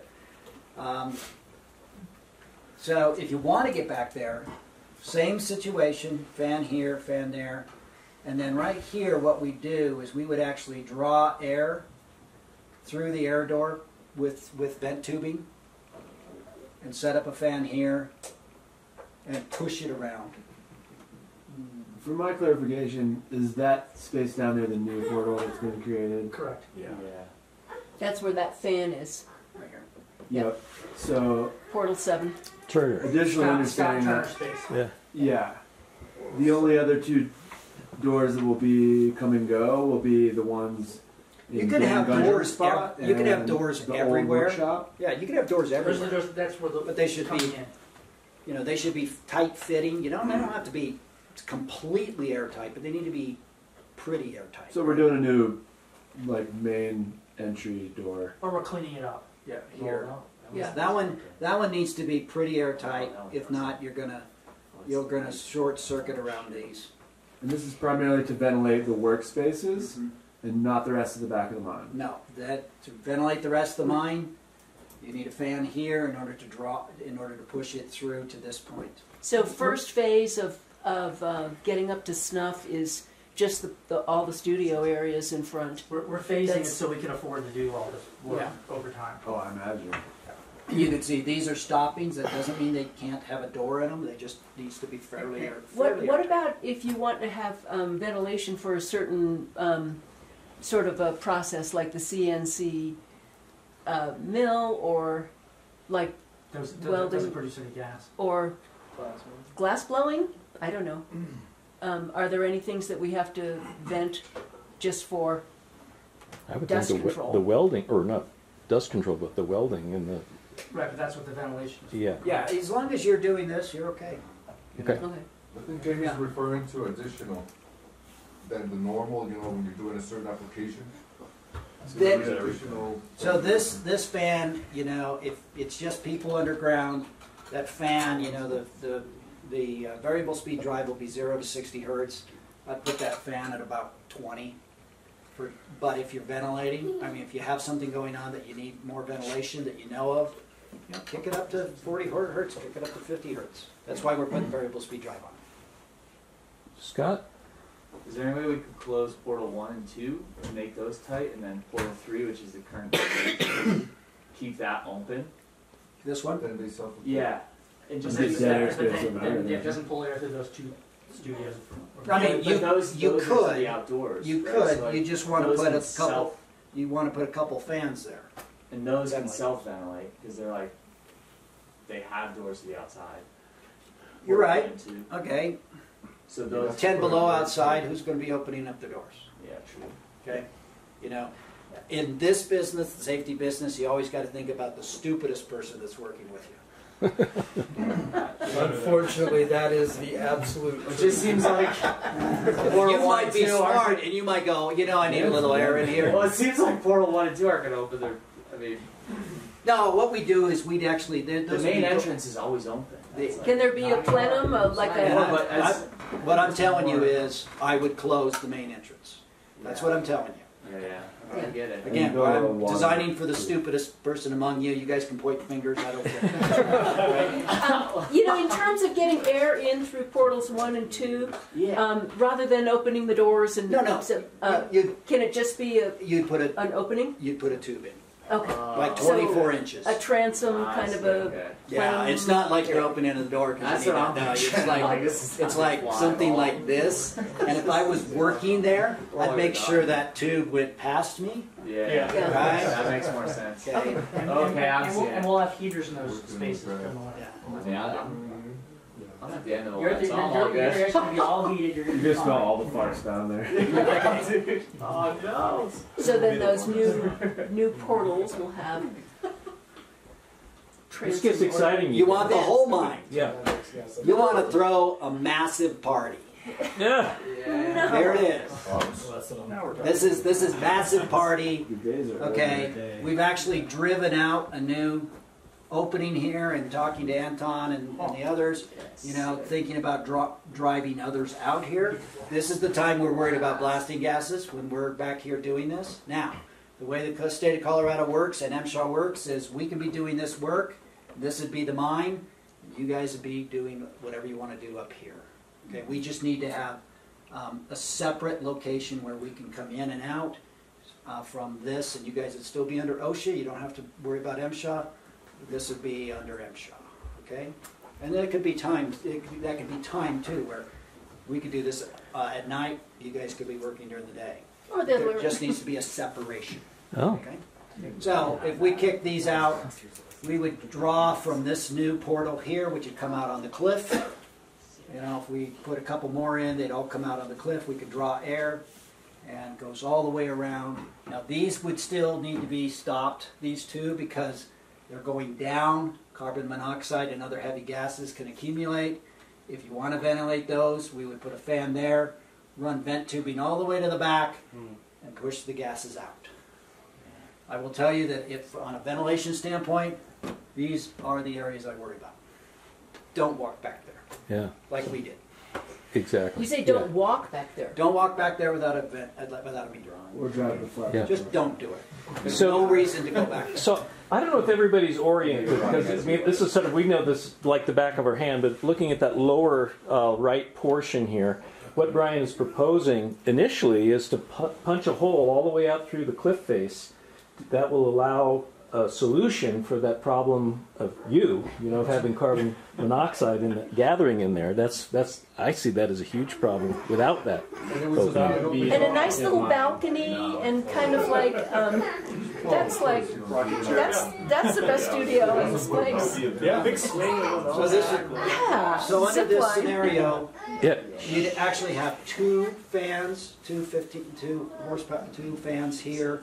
They're twins. They're the same fan. You just bolt them together, and they go all the way around. And you can draw enough air in there for hundreds of people to be under the ground. If we have that giant exit down there. Yeah. yeah. And you say you'd be drawing air in there or out there? It's actually drawing in here, all the way around. And out the so, wine mine. Again, you've got a problem here, problem here, problem here, problem here under this. This is a problem because they're not well ventilated. Gases can accumulate there. So if you wanted to go back in there, we give you, you just get a temporary fan with some vent tube, and you just blow air in there, and then off you go. And that happens all the time in mines. You have an area that you go to sometimes, and you just have a fan set up. You walk over there, flip on the fan. 30 minutes later, you go underground. That's how the miners used to do it here. By the way, there was a turbine at the main entrance, and then there was a big yellow bag that was hung on hooks all the way back in. So where they had their, diesel equipment all the way back in the mine, they take that fresh air, and then it would be blowing the smoke back out. So Okay. That's Let's go still the best technology today. really, yeah, okay. Let's go to the ground control. Again, there's for where you're going to be and the type of access that you're going to allow determines what level of ground control that needs to be put in. And again, you guys can't do it today, right? It's going to have to be staged. So we're worried about this area right now, okay? And it happens to be the narrowest area, and that makes it good. It makes it easier. And so a lot of these areas, the wider the areas, like Chris talked about split sets versus Dewey Dags. Dewey Dags are generally 8 foot long. Split sets are 4 foot to 6. These little areas in here would have just a few split sets in them. The wider areas. There are some really big areas back here when you start looking at these spans, especially this one right here. We don't expect at this point that we would put much for ground control. But if you're going to start using these areas, then this ground control, this Dewey Dag ground control, P1, needs to advance with where people are going to be, right? So we shortened this up because we didn't want the phases immediately for all of this, right? It's just time and money. Yeah, it's just time and money. Places that I'm concerned about, right here. The main entry. I'm very concerned about the main entry. That portal set needs to be replaced. If you guys go in there, next time you go up there, look at it, look at the timbers. If a rock came off there, it'd go right through those timbers that are sitting on those sets, right? And the sets would probably collapse too. And if you're standing there at that time, you're going to be hurt, all right? The other area is there's a brow section right here. Turner. Turner? Scott? Scott? Okay. Hard hat area. Where it goes from a very high back, and then as you go into that area, it gets very low. That brow section is absolutely unstable. Okay, I'm telling you right now. So anybody that walks through there, you walk through there fast and head up. I will tell you that that's going to come down. So you're talking about where it steps down lower? And you it can goes see It's that brow, and it's very unstable. Yeah. But And you're also talking about Dewey Dags and that That's right. section. So we need to get after that fairly soon. Until then, until we get this caught up, it's these few specific sections. Until we get that caught up, this is why we did the training. You guys need to have eyeballs on that. You need to be looking for new rock on the ground. Okay, if you walk into this, if you walk through there and you go, that wasn't there yesterday, you're immediately grabbing your scaling bar and you're stepping back and you're going thunk, thunk, thunk, and if it goes clunk, clunk, clunk, then you're stepping further back and you're prying it down. Okay, prying it down. Okay. But is it even safe to scale that brow Sure, that you think sure, is so because unstable? This is pretty stable back here. So if Okay. you're standing here, it's not great, but it's decent. If you're standing here and you're poking at that brow section, listen, I think you go up there. I think we could go up there today. We only have an 8-footer. We don't have a 12-footer. Right. But we could probably go up there today and we could probably bring some fairly big chunks down. Okay. Wow. So should we be scaling regularly? Yes. Every day? You should be poking at things regularly. Every day. Right? Yeah, you should walk in there. Scaling bar should be you should have a couple scaling bars, 4-foot, 8-foot, 12-foot scaling bars sitting there. You walk into your area. Go ahead. Sorry. No, it's all right. Will you eventually hit hard rock that's not going to fall? Today. Is that normal to eventually find good rock? Yeah, so I talked about there's two things that you worry about. Back here, it's about the weight coming down. Now, next time one of you guys walks back into one of these big openings, I want you to look at the rib, right? When those miners mined it, they mined it straight up and down. When you go back and look at like that opening there and you look at that rib, it's got the hourglass shape. Okay, and nature is forming that hourglass shape and it wants to go all the way up. All right? So it's starting on the ribs. As those ribs continue to spall away, that hourglass shape will get more evident. Top's going to come down. Okay, this is about time. It's also about the other thing, which is air slack. That air's coming in here. It's cold, hot, cold, hot, cold, hot, cold, hot. That rock is expanding, contracting, expanding, contracting. So you're going to go in there, scale away. Yeah, it's all good. 3 months later, you're going to go back there and go clunk, clunk, clunk. Or 6 months later, or a year later, okay? Because that rock's moving. And it's always moving. Okay, so you can go into an area, you can scale it one day, something else happens, you go in there the next day, you're scaling the same place. Okay, that tells you that something's really starting to move. Okay, if you're scaling the same area week after week, we need to get in there and get some ground control in there like right now. Because that rock's moving, and it's, especially back in the back, it's adjusting to the stresses from above, it's moving. Have you guys ever heard of a rock burst? No. Okay. They very, very common in the Kellogg area in northern Idaho for those deep mines.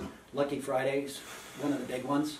Okay, you don't have these problems, but I've talked to miners that these stresses build up, build up, build up over time, and they're just looking to release. And the miners have been in an underground drift, maybe 9-10 foot wide, and see the walls go like that. Flex in and flex out. No way. Rock becomes plastic Wow. under those stresses.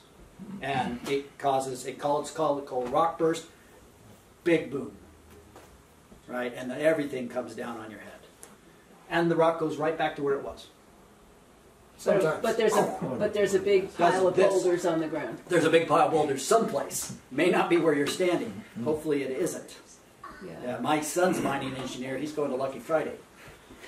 2008, when I was at Bowie, we had a similar experience there.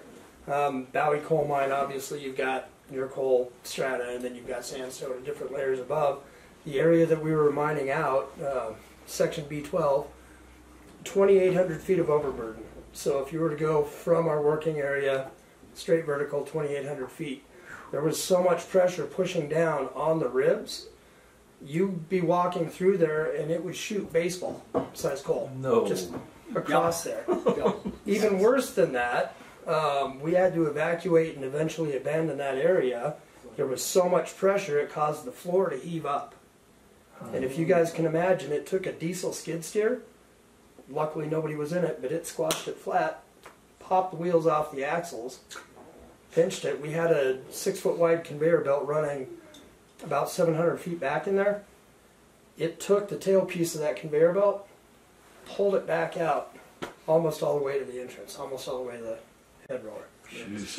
So It's a real going thing. to this How many mine, guys we're going to have left when you guys finish? I know. You guys. going to this mine, neither of those issues you need to worry about. Yeah, Okay? those are You don't have enough rock conditions, above you, but- but it is taking stress, and it is going to want to relieve that stress at some point and form that arch, and that's going to be back in here.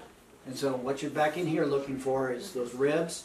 Are they spalling? Are you seeing new rock along the edge? Because as those things spall and they get back further, the top's going to want to come down, and it's going to come down all at once. Right, the whole thing's going to come. Right.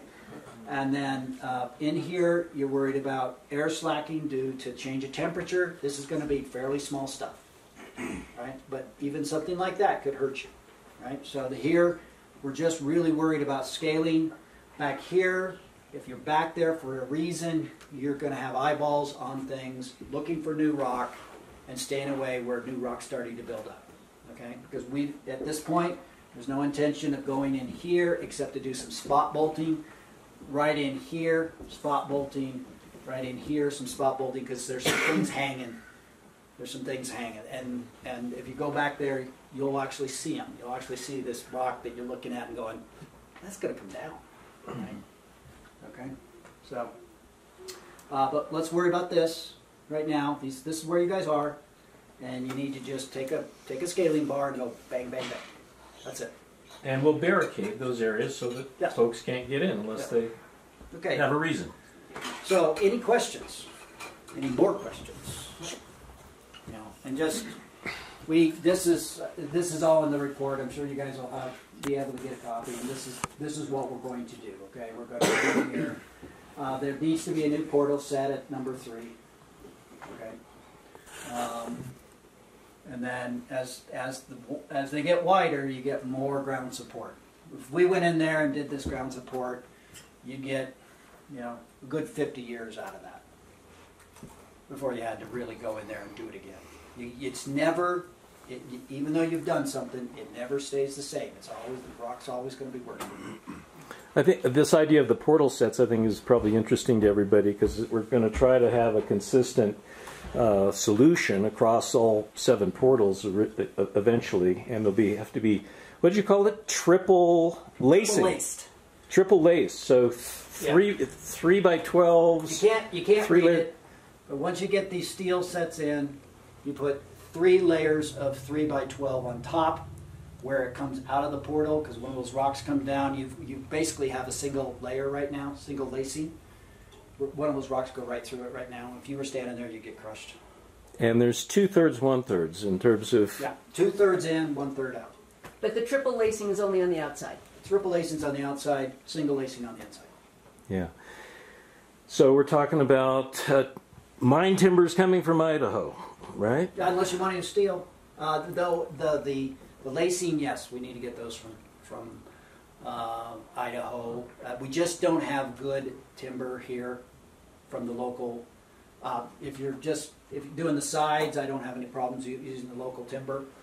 But it's supports. So Anton is going to work with the standard design, which is the structural solution, and then make it look good. Make it look good, exactly. Make it look good. So the 1/3 out, what's the minimum? Is it 6 feet? 4 foot at a minimum. Okay. I generally just put a portal in at another site, and it was 12 feet long, 8 foot in, 4 foot out. Okay. very similar to what you guys have as far as the amount of slope you have above the portal. Yeah, that doesn't mean that just because the portal sits there, you can't get hit by something. Something will come off the top, hit the lacing, and may come straight down over the portal.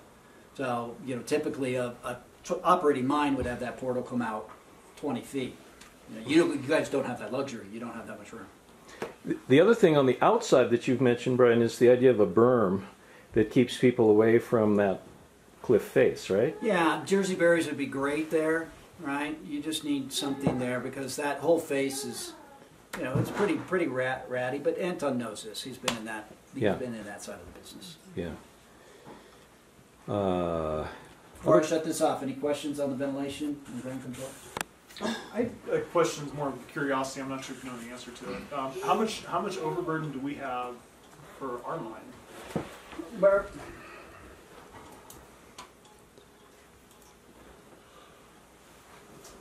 Right here? Yeah, so, 50 feet. Okay. Okay. Back here, you got probably 300-400. Okay. Maybe more. Okay. Okay. So there's more pressure on it back there, basically. Yes. Now, I can tell you this, having been in the San Juans, really, family's been here for 6 generations. You can walk in. There's another mine over by Ouray. It's called the Wanaka Mine. As you drive into Ouray, it's before you actually get to the town. It's straight above you, and you can actually see the dump up there. My great grandfather mined it. It's in the Pony Express limestone. Same exact formation you're in. Huh. You can walk in the portal, and the first thing you're in is a big open area about that big. It's 300 feet wide by 100 feet long. And it's been standing there since the early 1900s. Yeah. Unfortunately, but it's room and pillar. There's all these pillars, you know, in there. The problem is the pillars are all running about 4 ounces of gold per ton. So they get smaller every year. Right? There's a good cartoon there. Oh my God. You know. So at some point it's going to come down. But I'm telling you, you know, in general, you're in the right formation. You're actually really pretty safe. You know, I don't think this whole thing's going to come down. But I am telling you that at some time it is going to come down. And you just want to take, you know, a little precaution here. And I'm not worried about the whole thing coming in someplace. I'm really worried about, you know, a grapefruit-sized piece of rock coming down and hitting you on the shoulder or breaking your leg. Okay? Thinking about the calculation of that, though, I mean, now there's these availability of 0.5 meter LiDAR sets that we can use, and then bring that into sync with our underground LiDAR maps, and we'll have a precise measurement of that overburden. Oh, that's cool. Yeah, Yeah. It's just, it was more curiosity to know how much rock is actually. You had a question. What's your thoughts about the dust in here? Well, it's limestone, so it's not a respirable dust that I would be concerned about from the standpoint of you getting silicosis, right? Silicosis being silica gets in your lungs. The silica will cut up your lungs, and you'll have emphysema just like you were a smoker all your life, and it can happen very, very quickly. Okay, so I'm not worried about that, but the dust does need to get under control. Yeah. It does have long-term problems to it, because the limestone will get into your lungs and it'll build up over time, and you will find yourself 30 years from now going, how come I can't breathe the way I used to? Right? Because that dust is building up. Yeah, getting that under control is a real priority for us. Yeah, you've got the wood. Just have to figure out the best way You know, to do that if you can't, you know, we would typically wash it out. In some of those back areas, we can add soil amendments to basically turn it into concrete.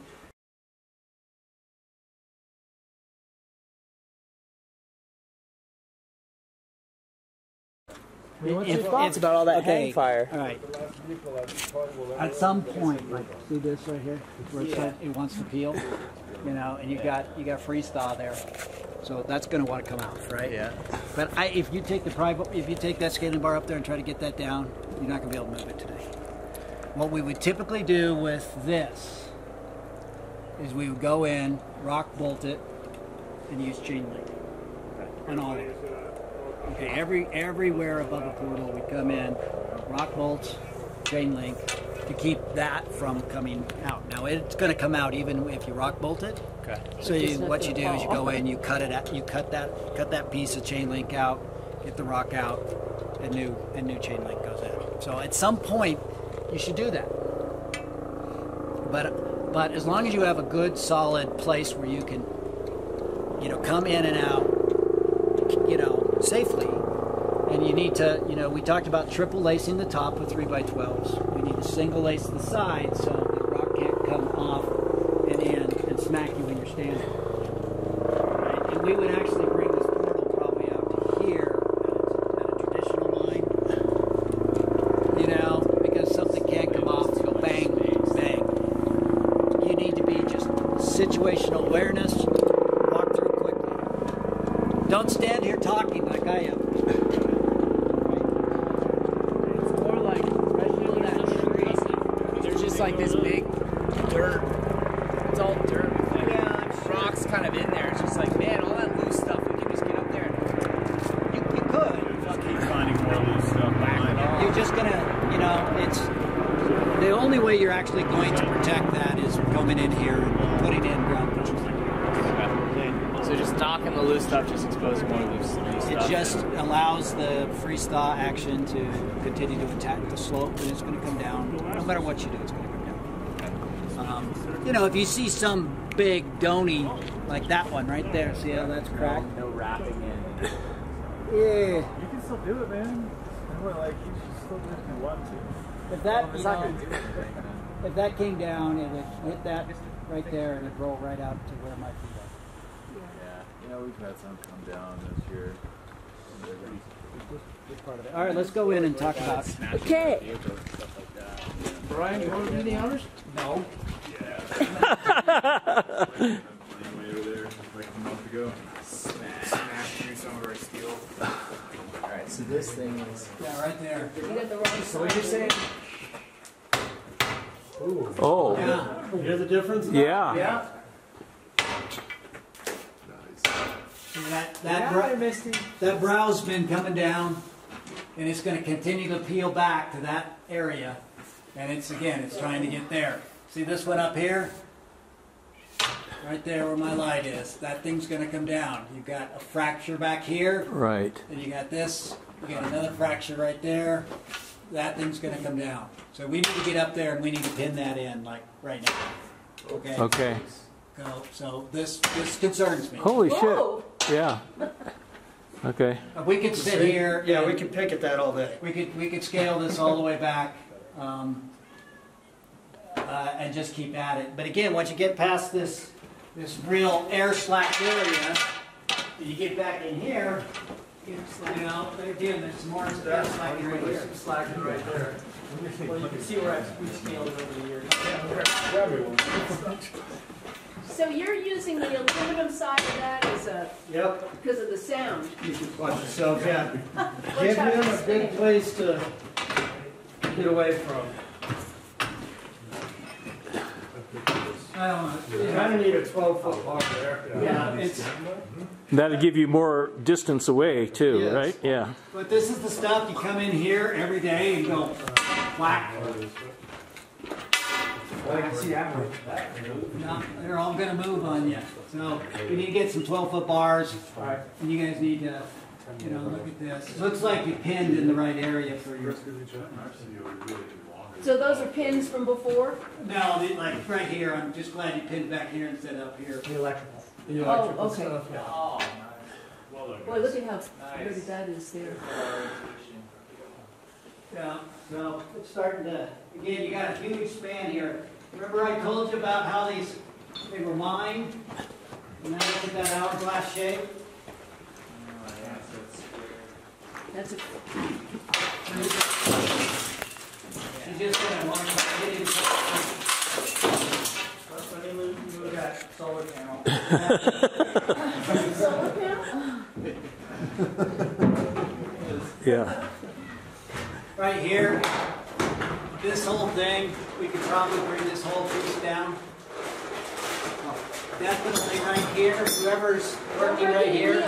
Ryan. Don't smash the neon. Yeah, I mean, So this rib, I would say you got, you know, maybe a month, maybe 2 months before that's going to come in and smash. You know, you can smash it now, but you can move it. And you probably should scale that back to where it's nice and hard again. You know, and I'm looking back there, and that whole rib wants to do this, and it's going to want to come in. You're never going to get it back to all hard. You know, you're going to always come in here, and you're going to find something that you can pick at. Okay, let's go back to. When do you stop? You hear that? That's when you stop. Okay. So.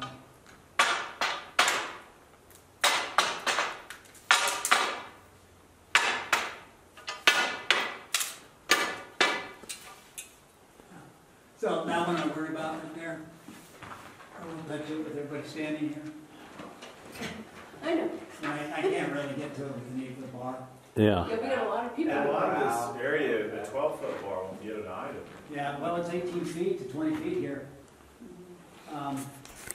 You know, so you're seeing it now. Now you can see it and say, okay, yeah, I get it. Right? You need to be paying attention all the time. And when you walk in that portal, how many times have you guys walked through that portal and not seen that? Exactly. Some of you might have seen it and go, wow, that kind of looks weird. But now you see it and now you know. So make haste. Sorry about that. Usually I turn my hard hat like that, so when I'm looking at someone. So we should have our hard hats on the other side of that, or else on that. We should start walking in that door, or what's the best way for us to come in and put our brass things? Yeah, and where would the brass board go? Right out there. Outside. We need to seal off these doors good when we put the ventilation in, and then just cut a small door in the main door. Mm-hmm. Right, so you can just walk in and out. And then put your brass board. We're going to replace the portal. Put your brass board right on the other side, with a little, so the snow doesn't pile up to it. A little awning on it, and then every time you walk in and out of there, right? So you're saying the brass board on the outside of the door? Yeah, you have to have it on the outside because you have an emergency, you can't come inside. Gotcha. Okay.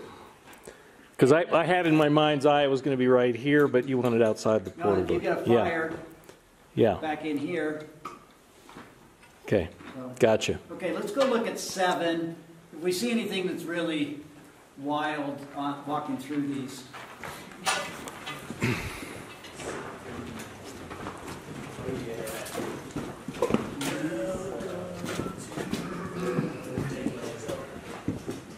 How's your peace of mind?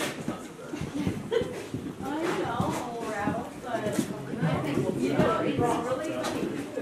So, building with this softly and everything's really safe.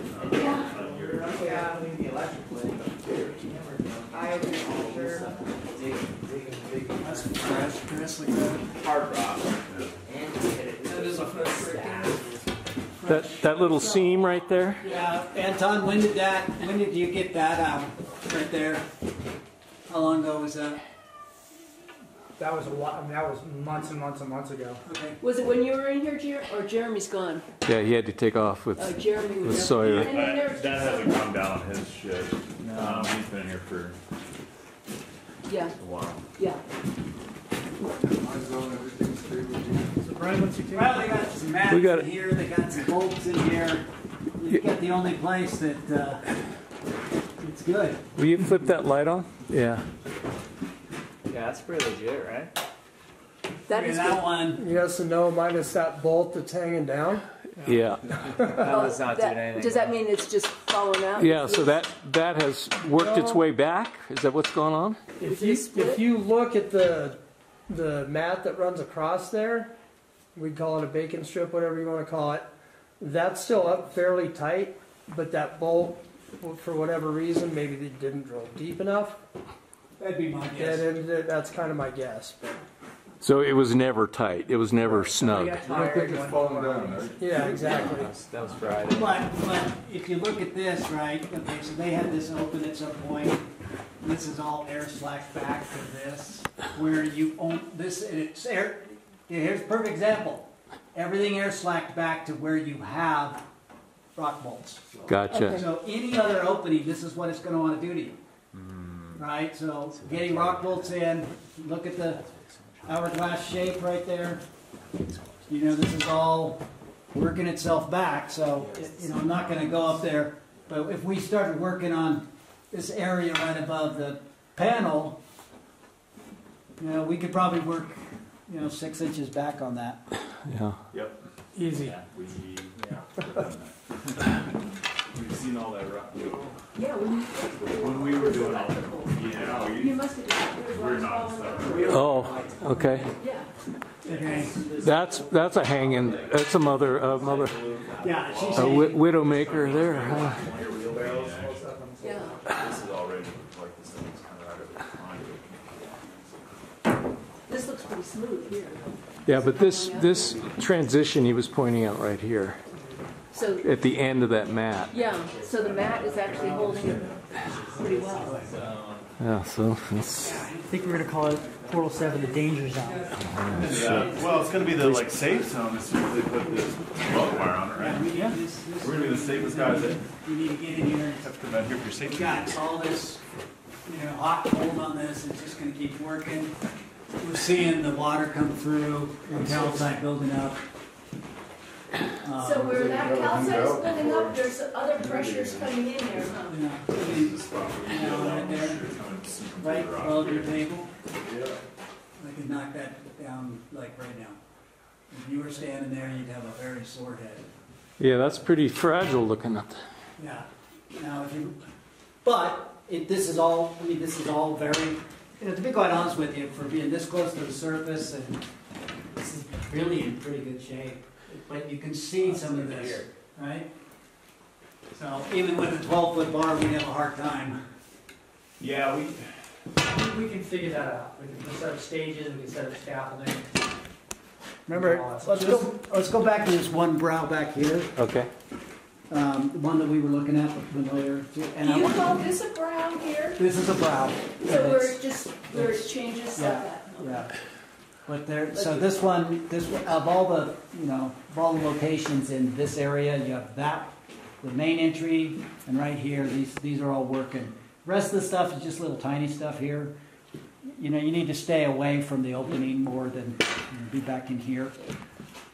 Typically, in a mine, you wouldn't actually put a lot of stuff up front like this. You'd all be, the further in, you know, the more safe you are for the most part, because you don't have the free stuff. But you guys are here, so let's make it safe. Gotcha. Okay, and then the last thing, I think just show you.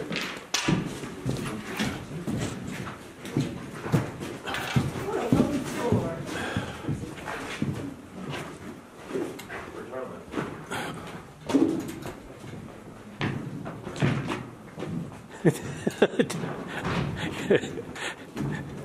Did I show you that before, Brian? All those little holes? No, I didn't see Those are samples of spring water from a 50-mile radius. Is that right? Yeah, it's by an artist from Chicago. Oh, this. Okay, just keep coming and walk quickly.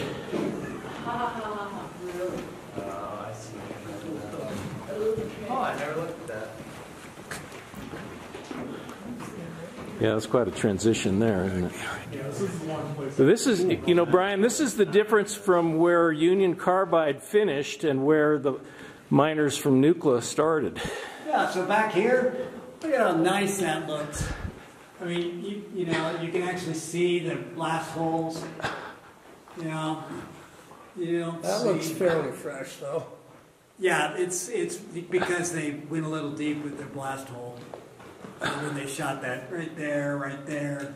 But Are we looking at the Bilk Creek formation there? you're looking probably at Bilk Creek there. It looks very different. You see how clean that contact is? So they actually mined this to the sandstone here. So this is legit. And that is good. Super. Bilk Creek's good. Okay. So you don't It's- think that needs drilling? Oh yeah. Kenny? You still want to. Yeah. Look at the, okay, but you're not really looking there. you're looking here. Yeah, it's where it's See, this is all starting to do this again. You know, it's getting into that hourglass shape. So as that continues to progress, this is going to get weaker and weaker and weaker, and pretty soon she's going to come down on it. Not today, probably not in 10 years. But at some point, yes. And you can see that fresh piece right there that looks very different from the rest. You know? But this one right here, guys and gals, this is... Not good? No. I mean, it's just going to continue to work. So what's the pattern for mitigation look like there, Brian? Well, I think it's going to have to be... very hollow. Oh. Ooh, careful. You need a longer stick. Yeah. Come here, Chris. No short jokes. You're gonna stand on his shoulders, Chris. Be careful. That's going to come in the next couple of days, right? Well, I don't, probably not. You just made it move. Yeah. It was already ready. Okay. So it's you know, so this is just a really dangerous area, and I just wouldn't, you know, stay away from it until we get it caught up. And what we do is we come in. You know, they've got good ground control right there with those few rock bolts there. But when they came in here, they should have bolted this chain link, Dewey gags here. That's just a very dangerous area. Huh. Okay. Okay. All right. Don't hang out there. Don't hang out here. Out there. Okay. Any questions? That's really helpful Yeah. because you see it with new eyes, you know.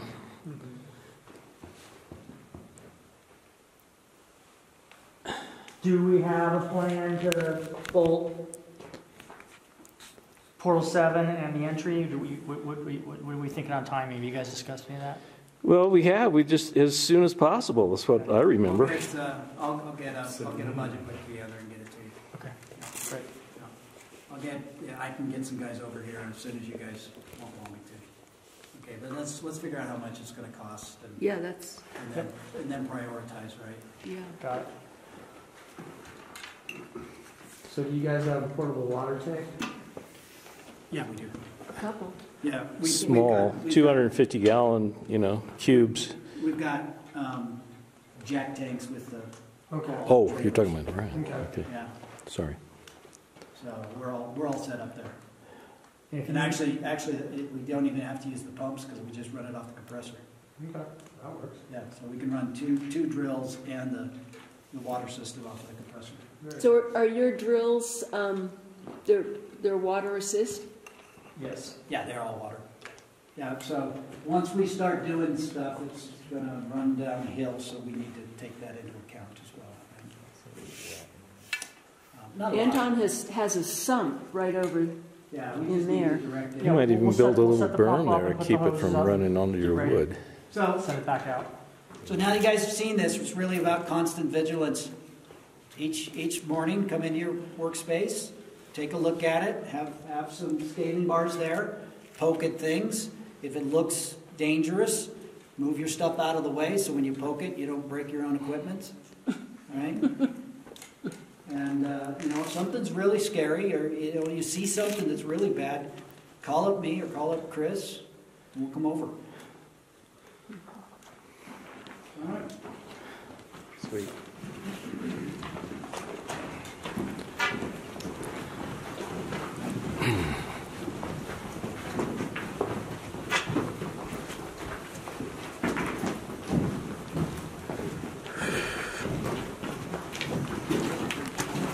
Stay with the scaling. And I'm going to make a trip to the mining store. We should get some scaling bars. Yeah. What? You can get cool lights. Yeah. Oh, good to know. These Barber hats. Yeah, these are the best. Yeah, I really like that. The Wisdoms. Wisdoms. Okay. They're the best lights. Cool. Cheers. Cool. Yeah. I don't like the looks. I disagree. I like my Northern.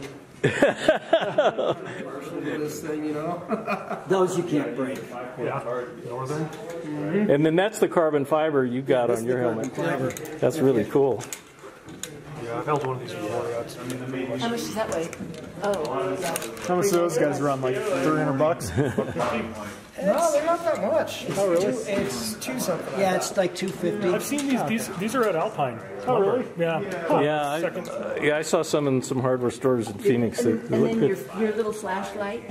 Yeah, these Wisdom lights are great. That is fantastic. You got three. What's the brand name? It's called Wisdom. Wisdom. Yeah. If you guys have any questions on where you should buy stuff, Yeah. Ashley Okay. was the purchasing agent for the mine, Oh, and she's now my purchasing agent for the mining that I'm doing. Okay. Call her up; she'll tell you exactly who to go to for the best price. Okay. Fantastic. Yeah, Great. and feel free to call her. Call her up and say, "Hey, we're looking for this," and she'll tell you, because sometimes F&H has good prices, and sometimes there's others, and she'll tell you who she gets the best price from. So, are you thinking Dewey Dogs for that Portal 7? Yeah, The six to eights? it'll be eights. Eights. But in here, like all these narrow spots, You can't eat those. nah, I'm not worried about some of these. I'm mostly worried about the air slacking that's happening close to these portals. So, okay. So, Yeah. getting stuff out of the way to mobilize is probably going to be the big deal. Yeah, for this it won't be too bad. We can get a.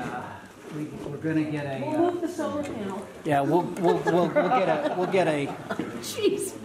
Yeah, we'll get a scissor deck in here and work off of a scissor deck. Oh, okay. We're just gonna have to get it around stuff. I didn't look Yeah. at these. Laura, you didn't give them the check yet, did you? I did. You did? Yeah. Oh, good. Okay. What? Which one? These one? Yeah, great. Awesome. Yeah, all right. Yeah. Every time I've been there, you look up. Is it safe? Yeah. Absolutely. That's in, that formation it's in is probably the hardest formation in the San Juans.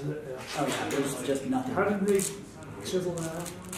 Well, there was a hot water spring there, and miners, the owner of the V-Spot years and years ago decided they wanted the miners to go ahead and see if they could do something with it. That's what they did. Yeah. That's fascinating. It's just a fascinating spot. So did you tell Brian you went to the Colorado School of Mines? No, I didn't. I got a degree from the School of Mines. And I spent a little bit of time in that experimental mine. Oh yeah, the Edgar? Yeah. What did you go to school for? Civil. Oh yeah.